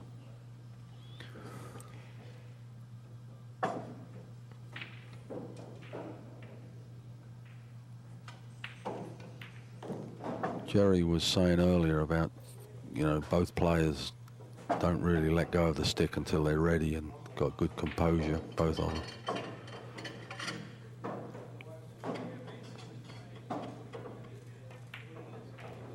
And both players are consummate professionals, and the amateurs that are out there watching should take note at the demeanor, tempo, approach to the game, and of course not taking any shot for granted. Okay, so George Souci goes 6-4 up on Tony Robles. Tony's now got some work to do. While they're racking, I'd just like to mention that Accu-Stats, their next big showing will be the US Open, October 18th through to the 24th. I think starts on a Sunday, finishes on a Saturday. Accu-Stats will be filming on the premier table there, and they will film various matches, pick matches to play. They're usually very good matches, good matchups, and their tapes will be, their DVDs will be sold there, and they're usually, as you go into the arena, they're just on the left-hand side. So make sure if you go to the US Open that you look up Accu-Stats at the US Open, 18th through 24 October. Because I can't stress too much about that you're watching a live stream, but please don't forget that Accu-Stats actually make tapes for sale. So log on to Accu-Stats and have a look at their catalog, because it's very impressive. Yeah, the live stream is great, of course, but there's nothing like having the DVD with the professional audio quality, no hiccups and all that. Well, the audio is great, the production quality is great, right. And they're great collectors as well, collector pieces. But there may be someone out there that's been told to go on here and not actually realise what Accu-Stats do, which is really why I mention it every time, because they might be enjoying what they're watching now, but don't realise what Accu-Stats do. And of course they have a unique system of scoring the matches, out of 1,000. And if you miss, I'm not sure exactly how the format works. Pat Fleming is, oops. Wow, Tony tried to skim it just barely, similar to what GInky did. What tried to do, attempt to skim the 1. Wow. And he missed the 1 completely. I'm not sure as you should have picked that cue ball up, because it looked like it was going to hit the 8, but I'm not sure about that. Did you see that, the path of it? It looked like it was going to hit the 8 and he picked the ball up. I didn't really see the path of it. Yeah. Well, right here, what I think GInky's going to do is shoot the 1-2 combo, leaving himself a good shot in the 2, and looks like he has a wide open rack here. Yeah. And also, for those interested in staying, of course, tapped into all the action at the U.S. Open, if you can't make it down to the beautiful Chesapeake, Virginia, where the U.S. Open will be held for the week of the U.S. Open, please be sure to check out Accu-Stats.com, which will be streaming the entire event live on the website, Accu-Stats.com. And Pat Fleming has been recognized last year by BCA Hall of Fame as a recent inductee for earning the magnanimous contribution to the pool world award alongside Alan Hopkins, who won as a player. So that was a tremendous accomplishment, and goes to show of his contribution to the pool world and all he's doing here with Accu-Stats and his production quality here for professional and amateur pool. Well done, Pat.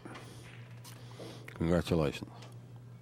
You know, it really is a team effort to see the progression of this pool continue to rise. And, you know, Pat is quick to always give credit to his staff. And last year at the U.S. Open, Pat held a Friends of Accu-Stats party, which was great. All the contributors to Accu-Stats, as well as the people who have helped and volunteered through the years were there, and all the supporters and everything else. And it was a tremendous show of support, great food, and, you know, great time. Are you trying to remind him so that he does it again this year, Jerry? Well, yeah, it was a great steak, you know. I mean, I do love steak and mashed potatoes. I do love all food, to be honest. I'm Italian, so I do love food. Use Italian? Well, he's going to have to do a little draw here, a little straight on this. Oh, yeah, actually, he has a little angle, but I don't think he wants to be playing with... I think he's going to draw this back. Mike Fingers, professional player Mike Fingers, did a little commentary yesterday. And even though he was knocked out of the event, a great player, even though he was knocked out of the event, came back to Comet Billiards to check out all the action here, sweating this match right now.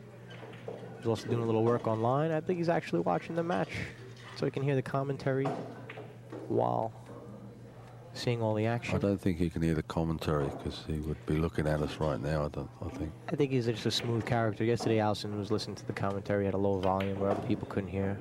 But Mike Fingers has a website as well, so if you'd like to learn a little bit about Mike Fingers, I believe it's MikeFingers9ball.com, or you could Google Mike Fingers and you'll definitely be able to come across it, if that's not it. All right, so right here, back to the game. GInky has 7, 8, 9 left on the table, and he has two options: either shoot the 8-9 combo or shoot the 8 in the lower right-hand corner pocket. And I believe he's going to shoot the 8 straight in the lower right-hand corner pocket by striking the right, the 7 ball with a little touch of right English. Follow with a little right English. No, he's going to come around. He's going to come around 2 rails, 3 rails for the combo. Oh, wow. Hit this great. Let's see. No. Well, he's got a shot, but there was... No, he hit that poorly, actually. Well, he does have the combo, but he was actually trying to leave. I think he'll play the carom. He's not... Oh, he's going to play the combo.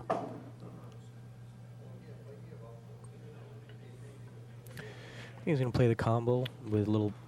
The amateur would play the carom so he doesn't leave both balls sat in the pocket when he misses it, but these guys, pretty certain they're going to make it, so that doesn't come into play. Yeah, I agree, but I do think at the same time he's going to strike this with left-hand English, maybe a little low left, come around 3-4 rails, leaving the cue ball on the end rail, so that even if he does strike it, he leaves the cue ball at a far distance. If you notice where the cue ball is ending up on the end rail, even though he didn't miss the ball, Tony's going to have a long shot. Little safety factor there. Yeah, that was an easy combo, but not from where he was. That was a problem. All right, he had a bad angle. A little bit of a tough angle. Tony might do a twofer here. He's going in the right direction.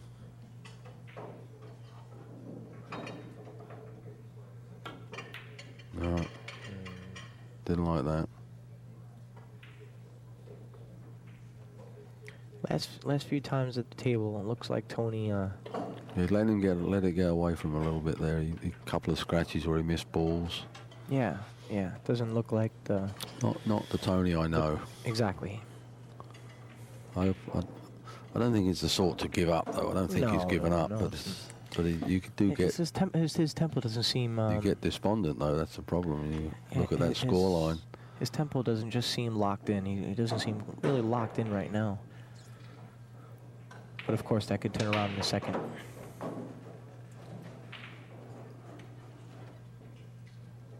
Well, this is no gimme. Well, I'm not sure if he can make the 8 past the 9. Yeah, right? it goes. It goes. He's lining it up. I think it goes down. Yeah, it goes in the bottom pocket, I think. But He's looking at it. that's the only way, because he could cut it in the side pocket, but I don't see him doing that. That's the shot to shoot in the corner pocket if it can go by the 9, just natural follow. He'll come right back out for the 9 if he can make it.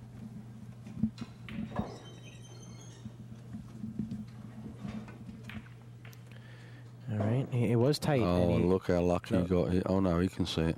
You can see it. Yeah, it was tight, and he hit. He hit a little too full. A little comedy of errors here.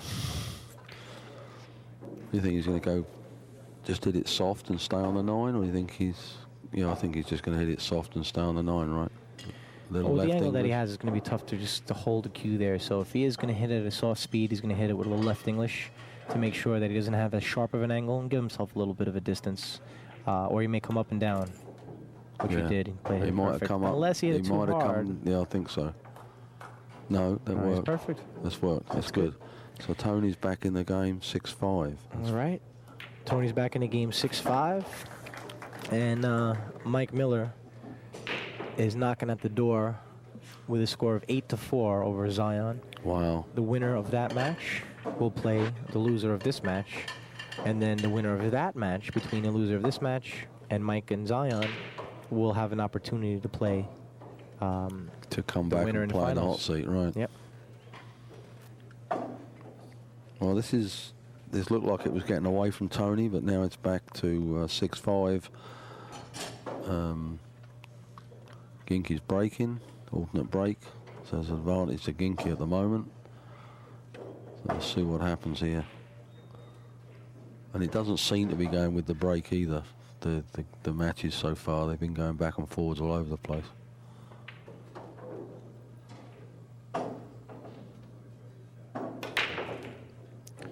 That's a strong break by GInky. Hit it solid. Oh, came perfect for the 1. Yeah, I thought the 8 was going to get in the way, but this looks like this is a wrap here, huh, Geoff? Yeah, He's going to run this out? I think so. In fact, I would give him this rack. Yeah, this looks like pretty open table for GInky. He should have no trouble here.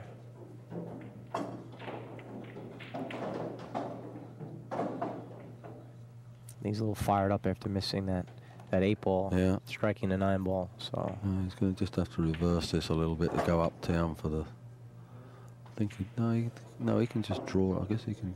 No, he's going to just follow it with a little right-hand English and just come perfect for the 3. He doesn't have to do much here. Just roll into 3 with a little follow. Yeah, he didn't really want to be. He wanted to be straighter on that, I think. He certainly would have liked to, but I don't see a problem with him making this 3 ball. Well, the 6 is sitting in close proximity to the pocket, so I think he could make that from anywhere anyway.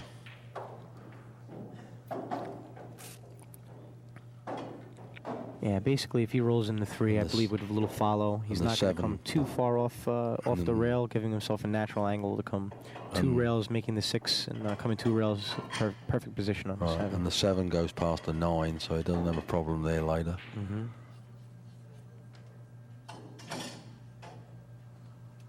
Yeah, this is not going to be going very fast. This is.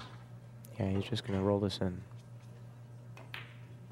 Oh wow, he elected to hit it harder and come. Well, that's okay. Come off the rail, yeah.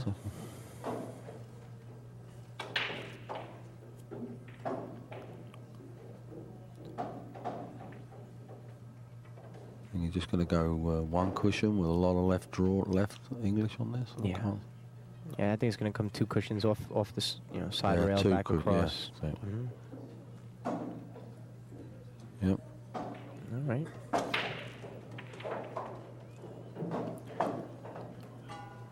It's got a little angle. Could play follow here. I think he's got to.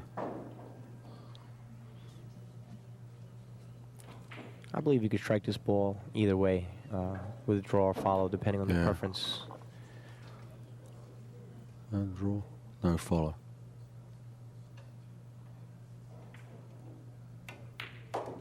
It's perfect.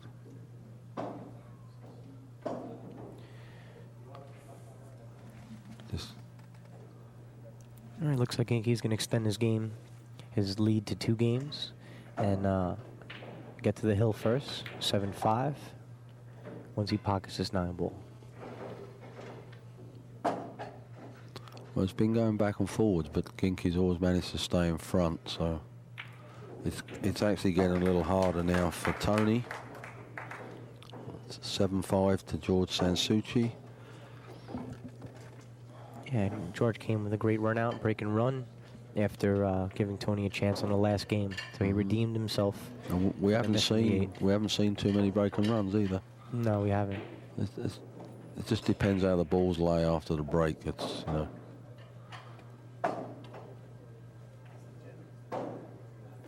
Well, Tony's got to win this one because 8-5 is not good. So.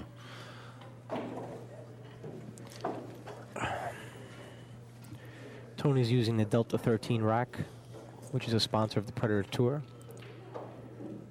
They're also sponsoring Allison Fisher, and they've been doing a lot in the pool world of late. Mm-hmm. Yeah, Allison got a signature rack she was selling down at the Valley Forge at the Expo.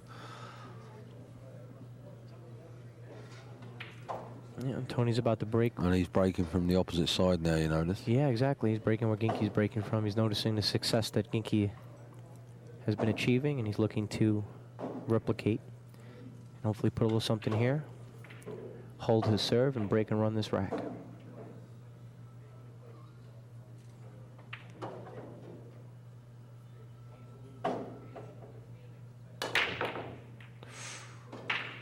Uh-oh. No, it's going to scratch. Scratch, not good.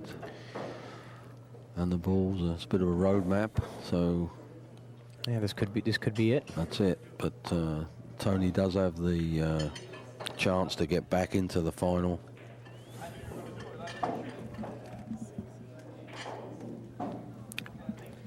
He won. Looks like Mike Miller and Zion is still going at it. Zion is making a little bit of a comeback, 8-6 at the moment. Wow. So Mike's on the hill, but he won the last couple of games, and Zion still in it. He's not going to give it up. He's certainly not going to give it up. Zion, again, is a very strong player, up-and-coming force to be reckoned with on the professional tour right now, originally from Tel Aviv, Israel, by way of New York. He's currently living in New York, and is very happy here. And pretty much he made the decision to come to New York after visiting in 2006 for the, I'm not sure if it was the first time actually, but in 2006 he played in the U.S. Open, checked out the pool scene, and then set the goal to move to New York to realize success in his pool career here. He's having immediate success because yeah, he certainly is. He sort of came in under the radar almost, you know, like no one had ever heard of him. But then if he hadn't played over here, that's obvious. But it doesn't take away from the fact that he could be a great player in his own country. It's only when you... Yeah, he really has a ton of natural ability, and he has a lot of heart, killer instinct, and he's a player to look out for, even if he's not able to overcome the 8-6 deficit in his match. I'll play this downtown. Would like to have been a little straighter on that. Oh, yeah, he would have liked to have been a little straighter. Yeah. That is the 4 boys looking at. He's going to play it downtown. Yeah, basically he's going to play it with enough speed to have the cue ball bounce off the side rail, come back out for the 5 ball, That's how I see it. A little bit of like a stun shot. Mm-hmm.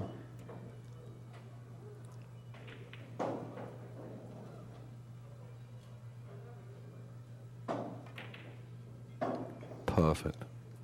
Exactly. That's a perfect shot. Didn't even touch the sides, guys.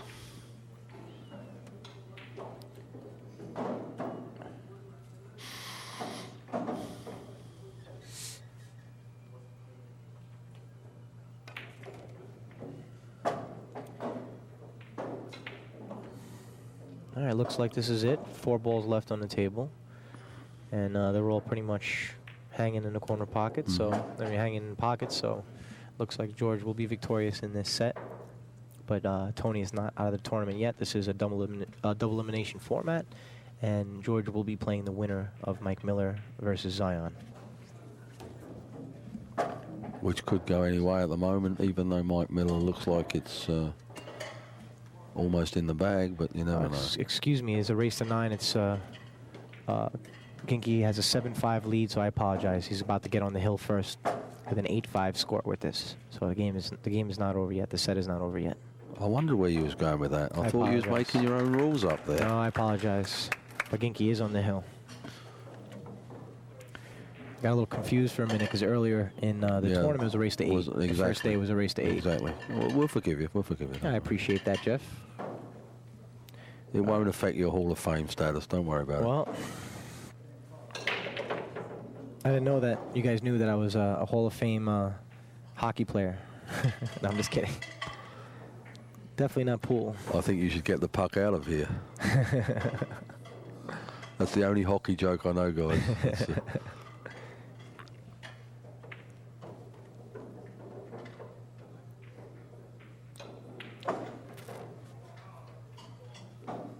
Yeah, GInky has jumped on every opportunity here. He's really not, other than that miss on that safe, which was, you know, not expected, but, you know, it's not bad. It's allowed, yeah. Because he was trying to just clip it. But other than that, he really hasn't put a foot wrong. I don't think he's missed a shot. Yeah, you know, overall he's played well. You know, that eight ball that he missed by striking the 9 two was safe a big shots. miss. Yeah, 2 safe shots. A couple of other errors, but I think that's about it. One shot that was like a little suspect on how he played the safe, and the one where he missed that ball and gave him ball in hand. And even with those mistakes, he's still leading by 8-5.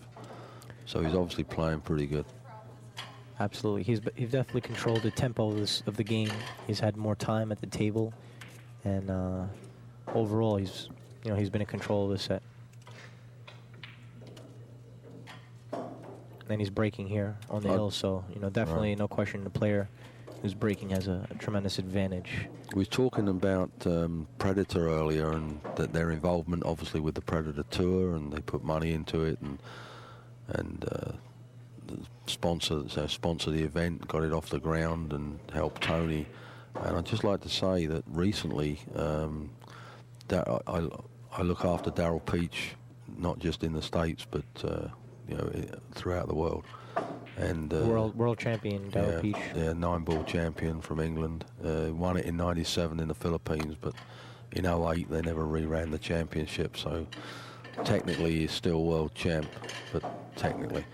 And he was in spelt Qatar, but it's pronounced Qatar.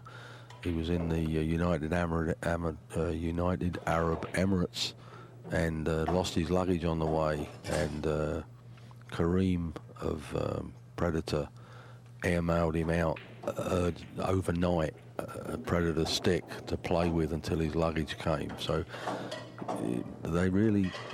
Predator really do a lot. Not that they're probably not listening at the moment, but Predator do a lot for the sport. They run tournaments, they run them throughout the world. They're actually, they had representatives out there in the United Arab Emirates, and it's amazing what they do. And I was very impressed with their involvement down at the Predator 10-ball tournament down in Vegas. The Predator International 10-ball Championships. Slick, run very slick, and he's not like a sponsor that just puts money into it and doesn't take an interest in it. They really do take an interest in it. GInky come up dry he there. broke well, stopped the cue ball, hit it solid, stopped the cue right in the middle, but didn't make a ball. Now this should be an easy. You're looking at a rack when he's after the break. This you'd say he's going to get out here. Yeah, that Qatar or Qatar tournament. Mm-hmm. Yeah, Mika Immonen, initially from Finland, who lives in New York now, he won that event. Yeah. Mika's been on fire. Yeah, 2007 absolutely. And he US won Open champion. Japan Open. Down at the Seminole. The Seminole tournament is on down in Florida at the moment, and they had a straight pull and a 9-ball tournament run by. It was the Mez Q's Invitational. Right, and at the Seminole. At the Seminole, they ran like a private tournament, like a money tournament, I guess, put on by Dragon Promotions. Okay. And Johnny Archer won the straight pull, and Mika won the 9-ball, which was outside of the proper tournament. This was just like some extra. So he's playing very good at the moment, and he's had a great year.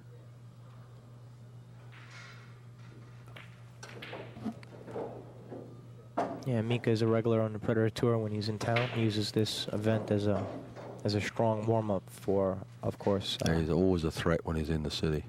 No question. He won the last event that he played in at Amsterdam Billiards, which was the last, the last event. And Zion, he beat Zion's Zvi in the final.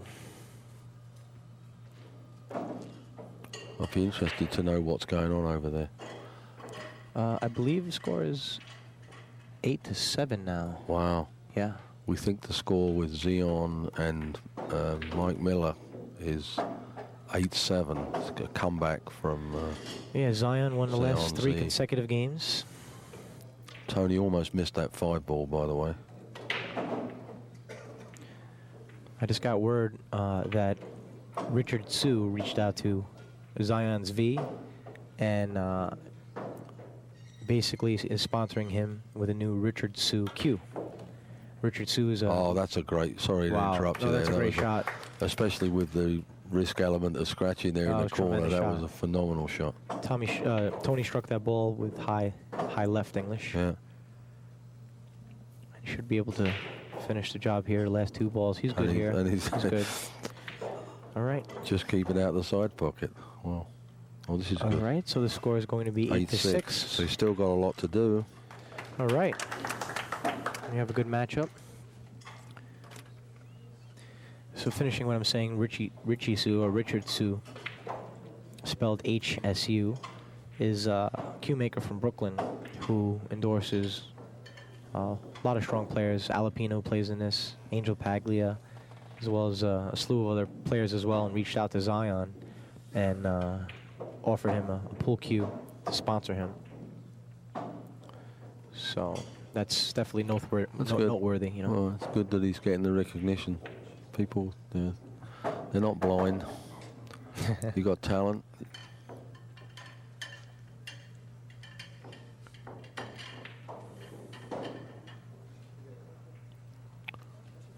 Tony's mind is spinning at the moment. What do I do to win this match? I guess the first thing is make a ball on the break, right, Jerry? That's the first thing.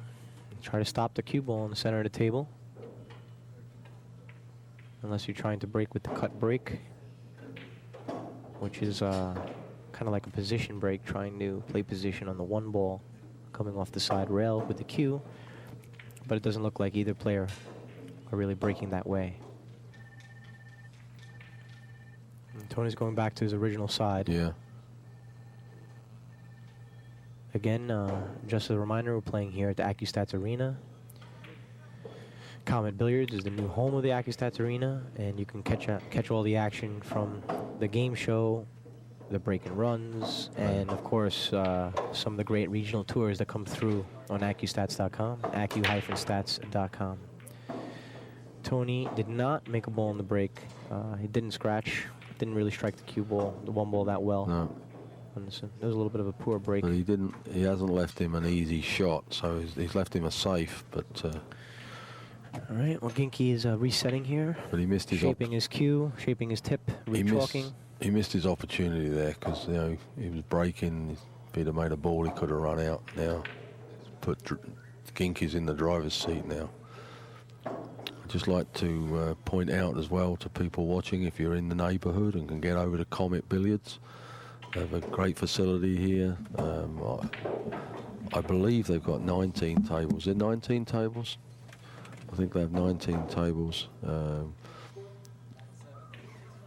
Good food, very friendly establishment if you get the chance on Littleton Road in Parsippany.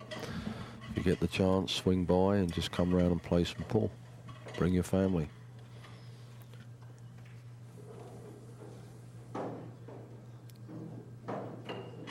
The next Predator Tour event will be hosted by Q Bar Billiards, which is the old Bayside Billiards in Bayside, New York. Beautiful room. It's one of the trendiest pool rooms in New York across the board. Pool room, lounge, great environment. Yeah, it's a good safe there. And Tony has the upcoming Empire State Championships, which is going to be September 12th, 13th, which is a $6,500 added event, thanks to Seminole Tribe of Florida, which are huge contributors and promoters of the sport of pool. Getting back to the game, Jerry, that he was trying to kick that one ball downtown, but it crashed into the other balls, so he was hoping for a little more distance between the cue and the one. All right, so basically GInky's looking at a safe here. Yeah. He's going to try to... he might just stun it and put it back behind the three and send the other one downtown, or what? Yeah, pretty much. He wants to send the one down table and do his best to freeze the cue if he was by the three. If he was 4 games ahead, he might even draw and make that 9.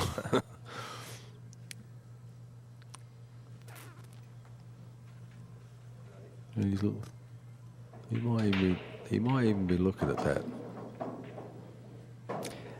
I don't think he would shoot that shot here because basically he would have to hit it hard. Exactly. Yeah, the one's so going hard to fly that the around one the is going to table. fly around the table. That's why I don't think he would shoot it. And he definitely doesn't want to give Tony any breathing room. But when he's only 1 game off the win, no, he's going to... Yeah, he's going to try to lock him up here. It's going to be soft. Cut off any circulation. The jugular. Exactly. I think he's already got him up against the ropes. He certainly does.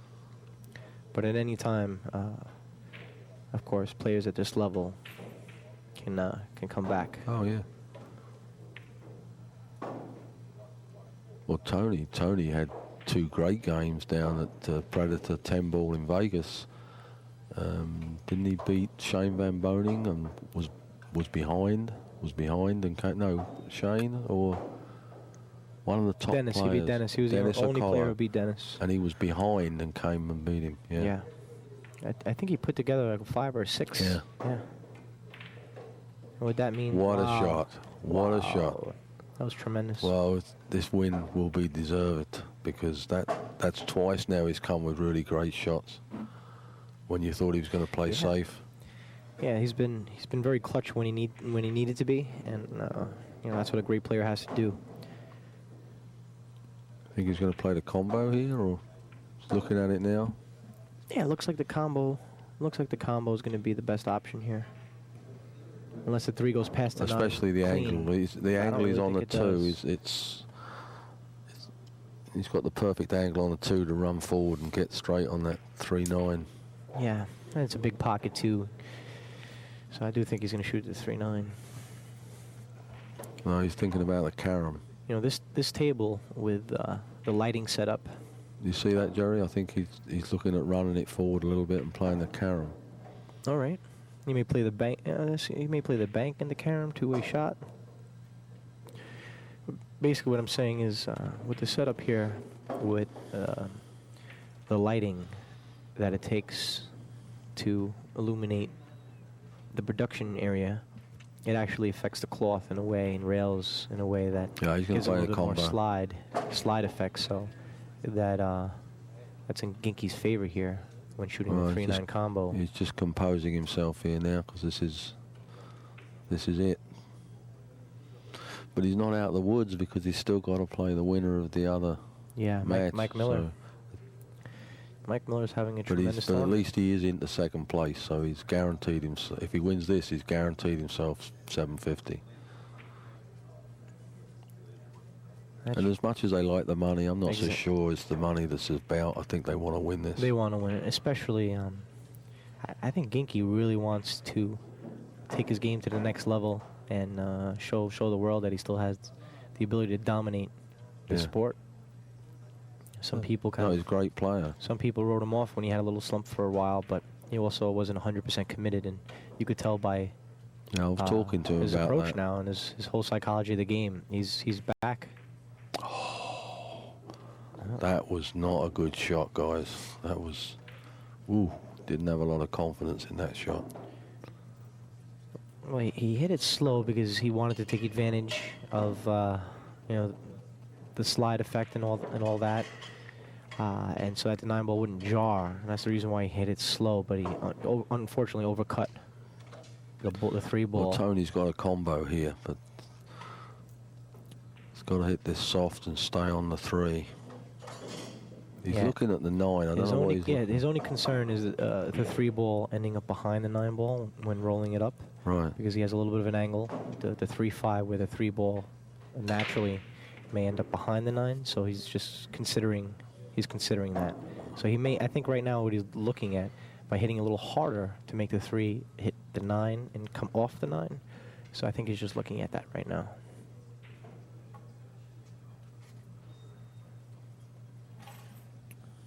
Yeah, well, it looks like... Plus, if he hits it harder, he'll get the cue ball away from the 9 as well. Yeah. Oh, this worked. Oh, not so good. Not so good. Well, in that kind of a situation, basically, Tony wanted to make sure... Excuse me. Tony wanted to make sure that he didn't have no shot on the 3 by having the 3 end up behind the 9. So he elected to hit it hard, of course, and hope that he had a shot. And unfortunately for him... He has a shot, but not the one he wanted. Right? He has a shot, but not the one he wanted. Oh, this will be nice. This will be nice. This will be nice. Good shot.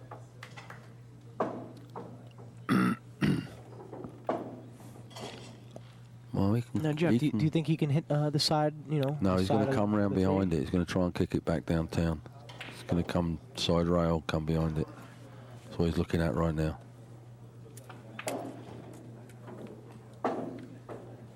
Yeah, he's looking to come down here, here, and here, and send the 3 downtown. I guess he didn't get my memo. Right now, it looks like he's aiming this shot. You're right. But let's see. No, he's going back. He doesn't. He might, if he's doing this way, he might be looking at making it. Well, he is. If he's aiming this shot, he's definitely looking at making it. He's looking at making this. Yeah, he's going to actually, he's going to strike this before the side pocket, so he would have to hit this with right English. Charlie Brandt would make this, so I think GInky might be able to make this. Yeah. Yeah, striking it with right English. He wants to get out of town as well with the cue ball. Oh, too much English. Not so good. Okay, now Tony this should be Tony 8-7. This should be after this game.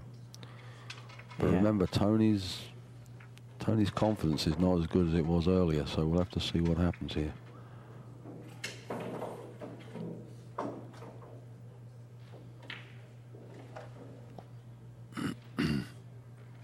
I don't think he's going to play it from there. I think he's going to play and come off the side, right? Are they going to play it this way?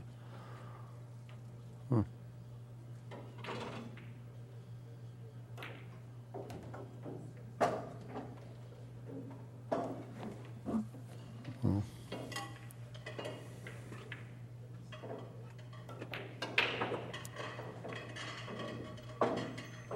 All right, the only thing he doesn't want to be too straight here, but he's perfect. He has a natural angle.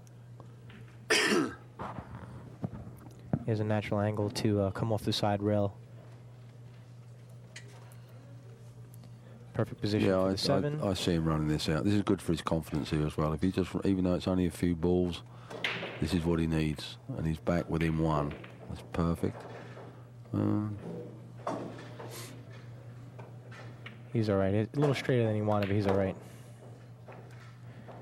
Yeah, it's a walk in the park.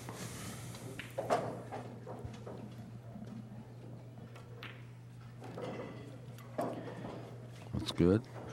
And maybe we'll get a surprise in this game. All right, 8-7.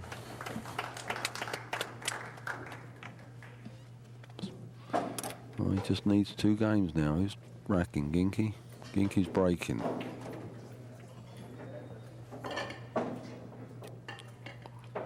Well, you guys, you're getting your money's worth watching this match.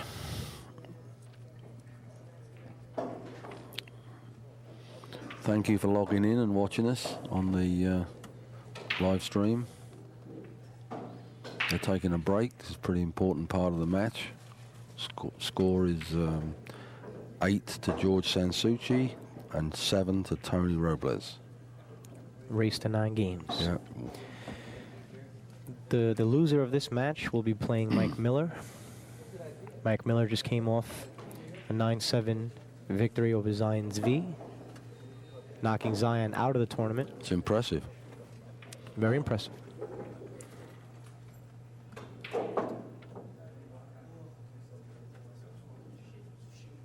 It's funny, Mike Miller is almost, to me, a little like under the radar type thing. All right.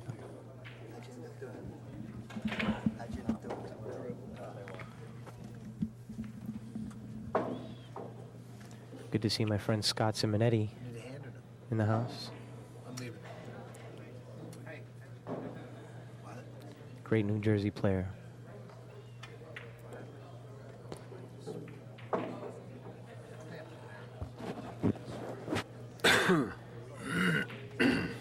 So the players should be back in just a few minutes. We're going to take a short break.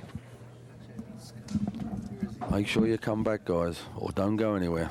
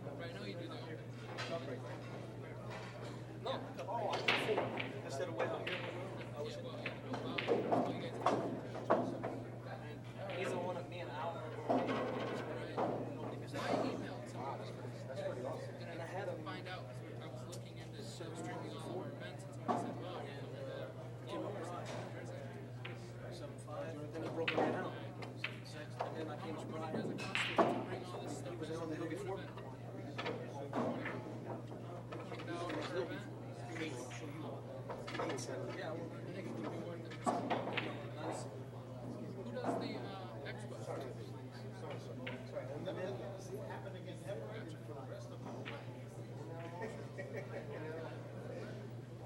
this the exact equipment you take, or do you have a second? Yeah. Let me go grab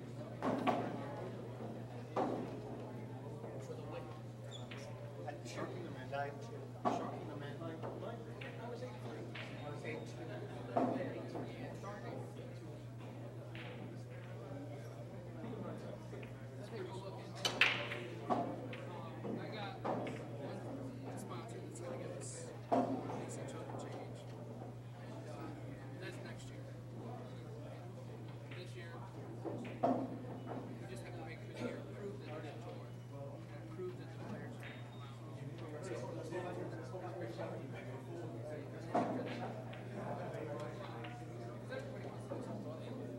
You realize that when he says something, it gets done. And the players trust him. He says that.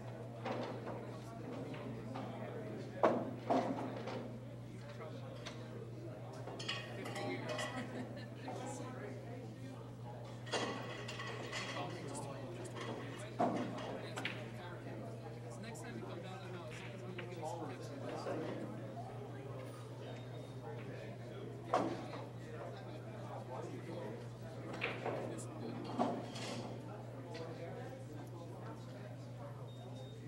All right, well, I'll be over here. Just let me know if you want.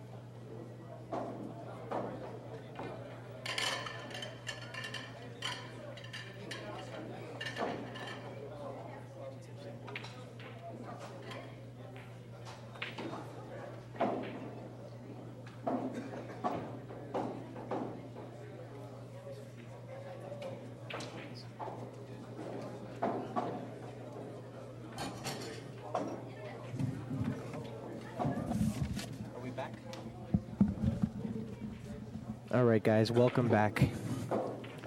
George and Tony just finished up a short break. The score is currently 8-7, GInky's favor, and GInky's breaking. So he's going to try to hold his serve. All right, GInky's been breaking well the entire set. Unfortunately, the last two consecutive breaks, he's come up dry on the break. The last time I came up dry, Tony did run out, and he has another opportunity to do that to tie up the set hill.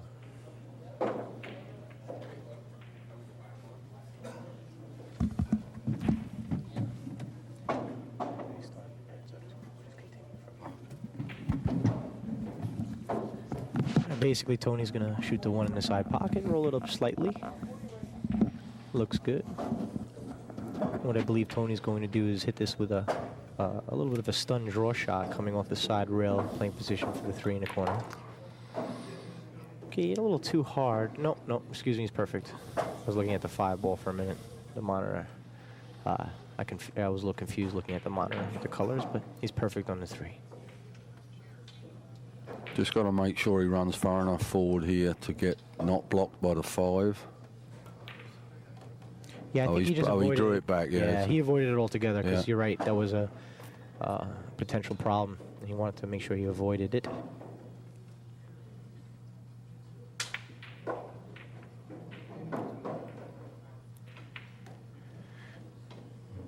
Oh, well, he has a natural angle here. Looks like a big angle, but it's actually what Tony wanted, so he can come around 2 rails for the 6 ball in the bottom corner pocket. Yep. Well, he's going to have to draw this because it's the angle. He doesn't want to. He can't crash into the 8 here, so he's going to have to draw this back. Yeah, he's going to draw the ball with a little bottom right hand in English coming off the side rail, drawing back. And I think he hit it a little too much. Yeah. Too full. He hit the ball too full. Yeah.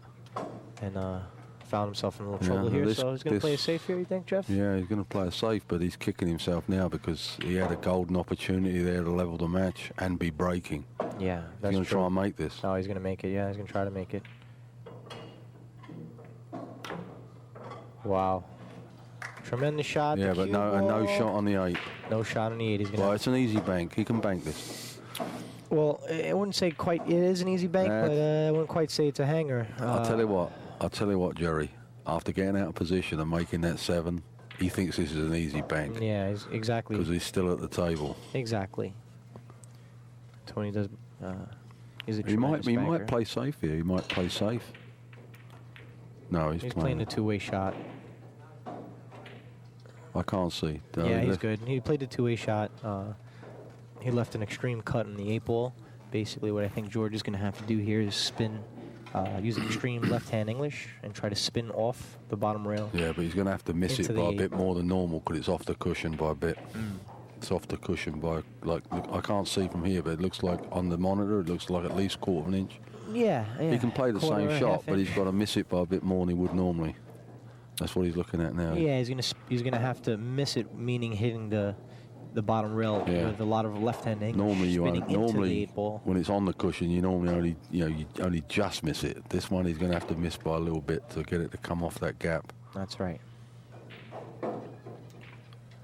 But the only trouble is you're sending the cue ball on a journey here. That's the problem. The other shot, potential shot here. He's definitely not looking at it now. But the other potential shot here is to play a safe, banking the 8 ball up table, 2 rails, and trying to safe him behind. I think he's already weighed up that he's going to go for it. I think he says, I make this, I win the game. But he doesn't necessarily win the game because that cue ball is going to be flying up and down. We don't know where that's going to end up.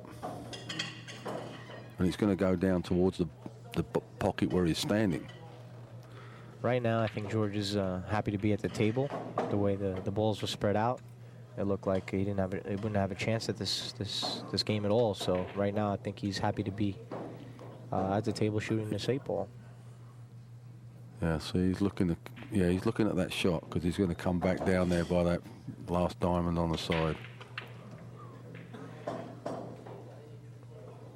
What kind of speed do you think he would hit this in with the English trying to make the 8?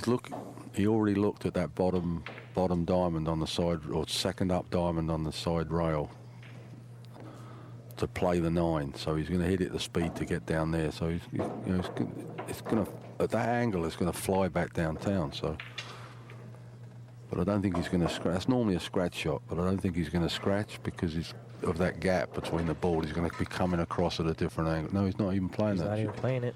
He's playing it safe. Yeah.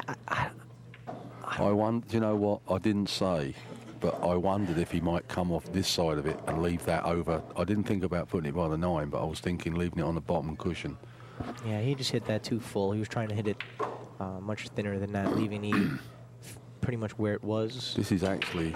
This looks like if you put low left on it, it's a 2-way shot. I don't see why he wouldn't carry him into the 9 here when he makes this 8. That's what he's looking at. But the only trouble with that shot is you're not committed to either shot. That's a problem, and you usually miss both of them.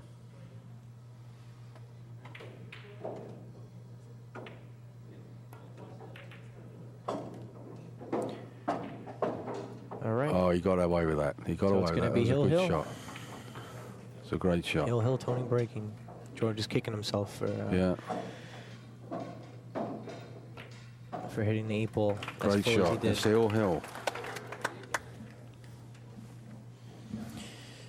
Well, who would have thunk it, eh? The way it was going, it looked like it was going to be GInky. He certainly had his chances. That was funny, he played that shot. He played the safety aspect because he didn't want to take the risk on that, cutting that ball in. And he probably would have made that shot.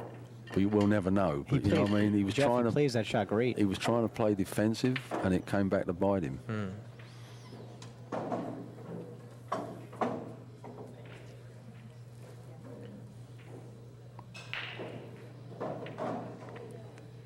That what's the you spoke about the young guy earlier that's sponsored by Jonathan Kelly. Castillo. Yeah, Jonathan is going to be playing at Turning Stone, and Kelly Fisher put him in Turning Stone. I just was talking to him, so that's fantastic. So that's fantastic, and he's going to be a great player. He's a good player for his age now, but when he gets a little older, he's going to be a force to be reckoned with. Believe me. No question. I watched him play. Yeah, I mean, playing with the big boys, playing with the Tonys and the Ginkys, and all the top players that play. Well, that's how these how tours. Joey K started originally when he got took under their wing. He's playing with Frankie Hernandez, Tony Robles, And Ginkky helped out Giinky, Frankie, helped yeah, out Joey a lot. Yeah, and he was like low on the totem pole. They, you know, they were giving him the 6 and the whatever, and then a few years later he was level with them. You know. No question. Jonathan actually won the game show here the other night, so he's going to look to carry his momentum. All right, let's see what Tony's got here. He's breaking from the same side he's comfortable with. That shouldn't be allowed. He should have been at home doing his homework. All right, so Tony. Hey, look at this. Tony pocketed the 1 in the side Yeah, pocket. but the but also made the 4 two's ball. not sitting very nice. What do you think he's going to do here with the 2 ball, Geoff? What do I think he's going to do with the 2 ball? Well, he's not going to send the 2 towards the corner pocket, so I think he's going to come off the left-hand side. It looks like he's... Yeah, I think he's going for the 6. He's trying to cut this in. You think so? I do. And the 6. There you go. That was I don't like that shot. With all these balls up this end of the table, I think I should have played a safe there. That's what it's like, a hit and miss shot. You know what I mean? Well, If it comes off, and now he can. Well, he's going to try and cut this, and maybe make the 3, but he could scratch. Well, he's going to just try to cut this ball and come around natural for the 3. And he misses it. It's a little too full. He just sold out there. And he did sell out. Yeah, it's no good. You can't hit and miss. It's like, you know, oh, if I make this, you can't do that. And in actual fact, they step away from what their real philosophy is as a professional. Do you know what I mean? Like, you know, never take a chance, never, you know, only play safe when, you know what I mean? It's like, there's almost like a little desperation to that. I definitely understand what you mean. But you know, at times you gotta just go for it. And if it happens, it happens. Right, if it doesn't happen, it doesn't happen. Likewise, I think Giinky should have gone for that, making that off the cushion, that 8 ball, instead of trying to, because he wasn't happy with the safety. You know what I mean? It was like, yeah. And if he makes this 2, other than getting jammed that he can't see the 3, I don't see him losing this game. Yeah, from here it looks like Yankee's going to come away with the W here. This is the key shot. Oh wow. A little nerves there. Wow. He's kicking himself. Yeah. Yeah. And he didn't leave, and he hasn't left the easy shot anyway. I mean, the shot after it is easy.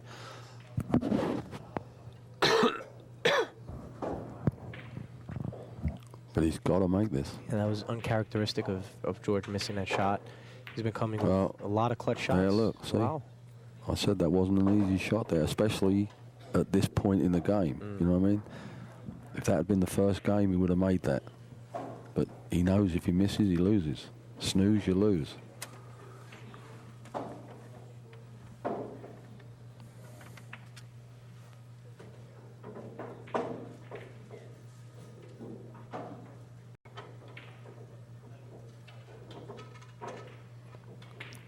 Well, viewers, you're getting the maximum games. 9-8, either way. I don't see Tony getting back to the table now, though.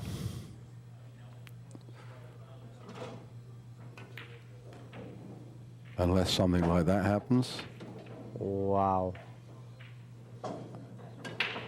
And I said that just now, unless he gets stuck behind the 7. How about that? That's funny.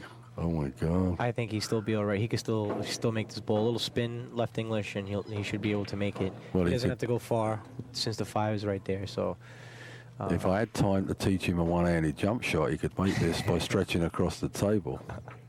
that is true. You do make that shot pretty well, Geoff. Yeah, I know, but I don't think I have time to teach him that shot. I wonder how close he is if he can stretch and still spin it a little bit. He's going to have to go downtown and he's going to have to just go long rail and come up for it. Because the 5's sitting there, you know what I mean? Yeah, exactly. I'm looking at it. I'm looking at it now from a different angle. It looks like he will have to play the kick. But he doesn't want to. He doesn't want to hit it full in the face because he might scratch. He wants to.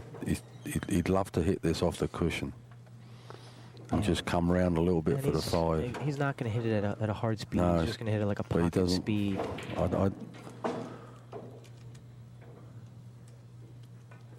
Wow. All right. It's a money shot. Perfect. Great shot. Well, he redeemed himself with that shot. Vindicated himself. Vindicated himself. Is that the word? That is the word.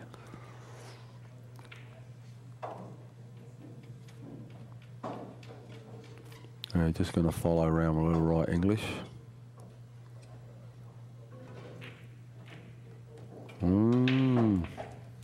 Well, He's not okay. bad at all Yeah, here because he wanted an angle, so he Yeah, can but come he would have off liked the side rail to come back for the 9. I think he's all right here, Yeah, no problem. yeah. He's going to have to put probably a little right English on this. Straighten it out a little.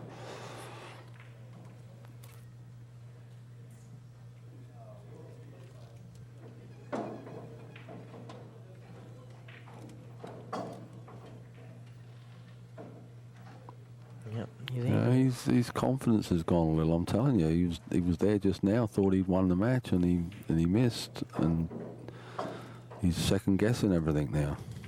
Oh, I think he just doesn't want to make any careless No. careless errors here. You know, at this point of the game, he wants to make sure he's deliberate and he commits to the shot 100%. He wants to come back to where he is now. That's what he wants. Yeah, he's going to use probably 2 rails total. Perfect. Yep. It's perfect. Good night, nurse. All he has to do here is just make the 8, roll it up a little bit, come off the side rail if he's more comfortable, or just you know, come a couple inches before the rail. He'll just hit it soft and roll forward about a foot. I think it's not going to. It's just not going to be going very far. Could go either way, of course, depending on his No, he come feel. off the cushion. Yeah. All right, this is off. Well, I still think we're going to see a repeat. He's supposed to throw the towel in. Tony threw the bag in. That's pretty good. All right, so you just watched the hot seat matchup between 2 New York greats, Now, GInky as well as Tony Robles. Right now, Tony just lost that match, and he's going to be playing Mike Miller. And GInky's going to be waiting in the wings in the hot seat. And my prediction is, guys at home, you're going to see exactly the same match again in the final All right, Geoff. as what you just played now. All right, Geoff. Sounds good. So, And it might even go the other way, because if Tony wins to get back into the hot seat, right. I think he's going to be fired up. So my prediction, I'll give you my prediction now. Okay. Tony comes back and he beats GInky 9-7. All right. What about the score between Tony and Mike?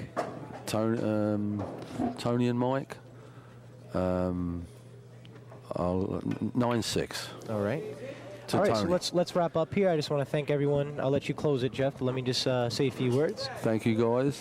Thank you for watching Accu-Stats. Just remember the name Accu-Stats. Go online, look up Accu-Stats.com. Look at what they have to offer in the way of DVDs.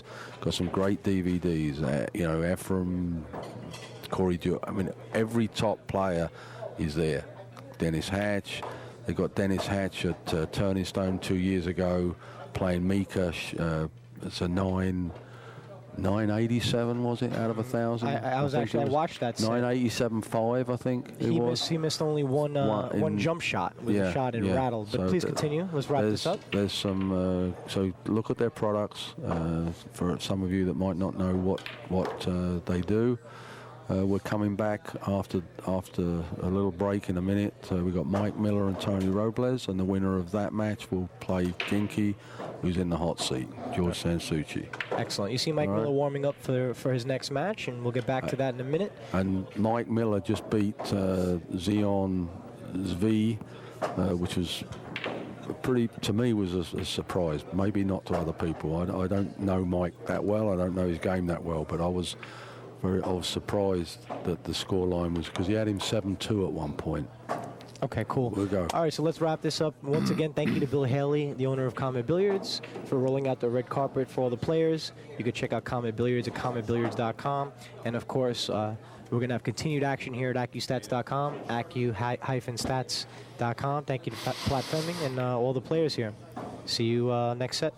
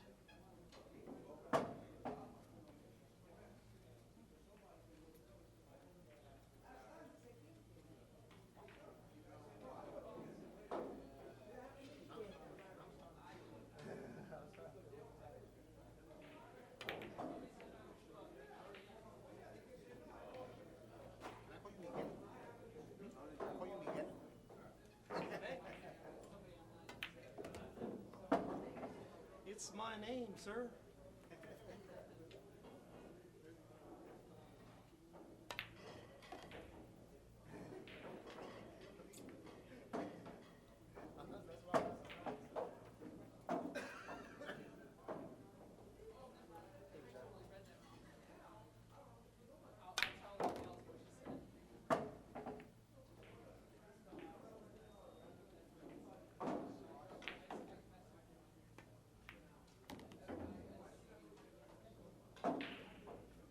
Whenever you're ready, okay, Pat?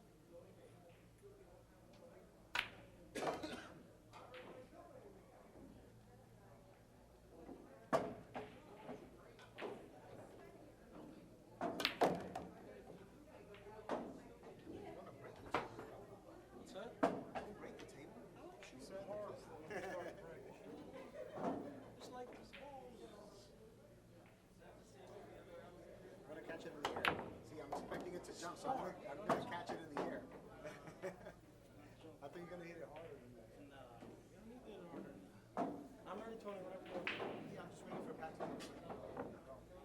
When it's still the ball, I haven't got the speed down yet. It's tricky, man. It's It's real fast definitely over different. there. That's Yeah. like mud.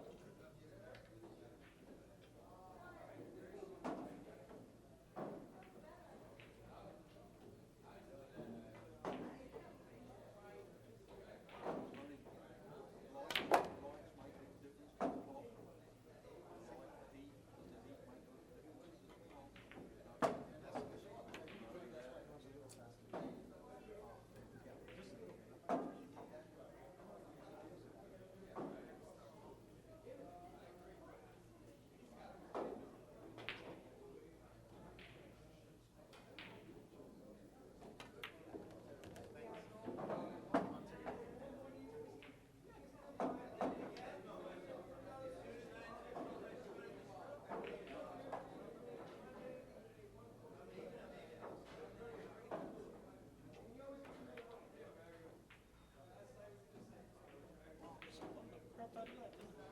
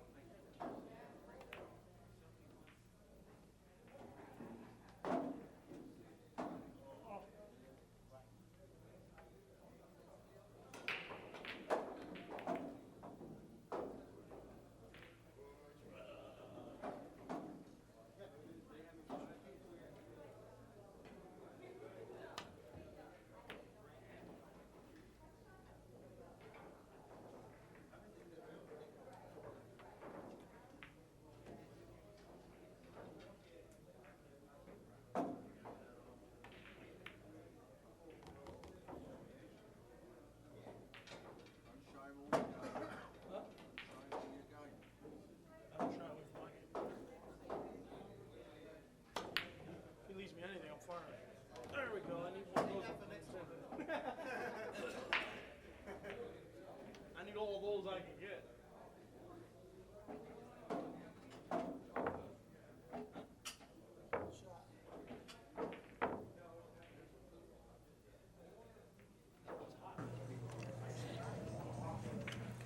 Hey folks, we are getting ready to start the Tony Robles and the Mike Miller's match here at the tour stop number 12 for the Predator 9-ball tour. And Allison Fisher is joining me in the booth from NYC Grind. How you doing, Allison? I'm doing great. This is going to be a good match. This is going to be the semifinals. The semifinals. Mike's been playing well, so is Tony. We should have a pretty exciting match here. Yeah, Mike just came through with a 9-7 win against Zion Zvi. That was a tough match. Pretty strong. Zion made a comeback. He was down 7-2. Mm-hmm. Somebody just asked how many matches to the final. This one, they're playing for third place here. The winner of this will match up with George Sansucci in the finals. Looks like we're getting ready to lag as well.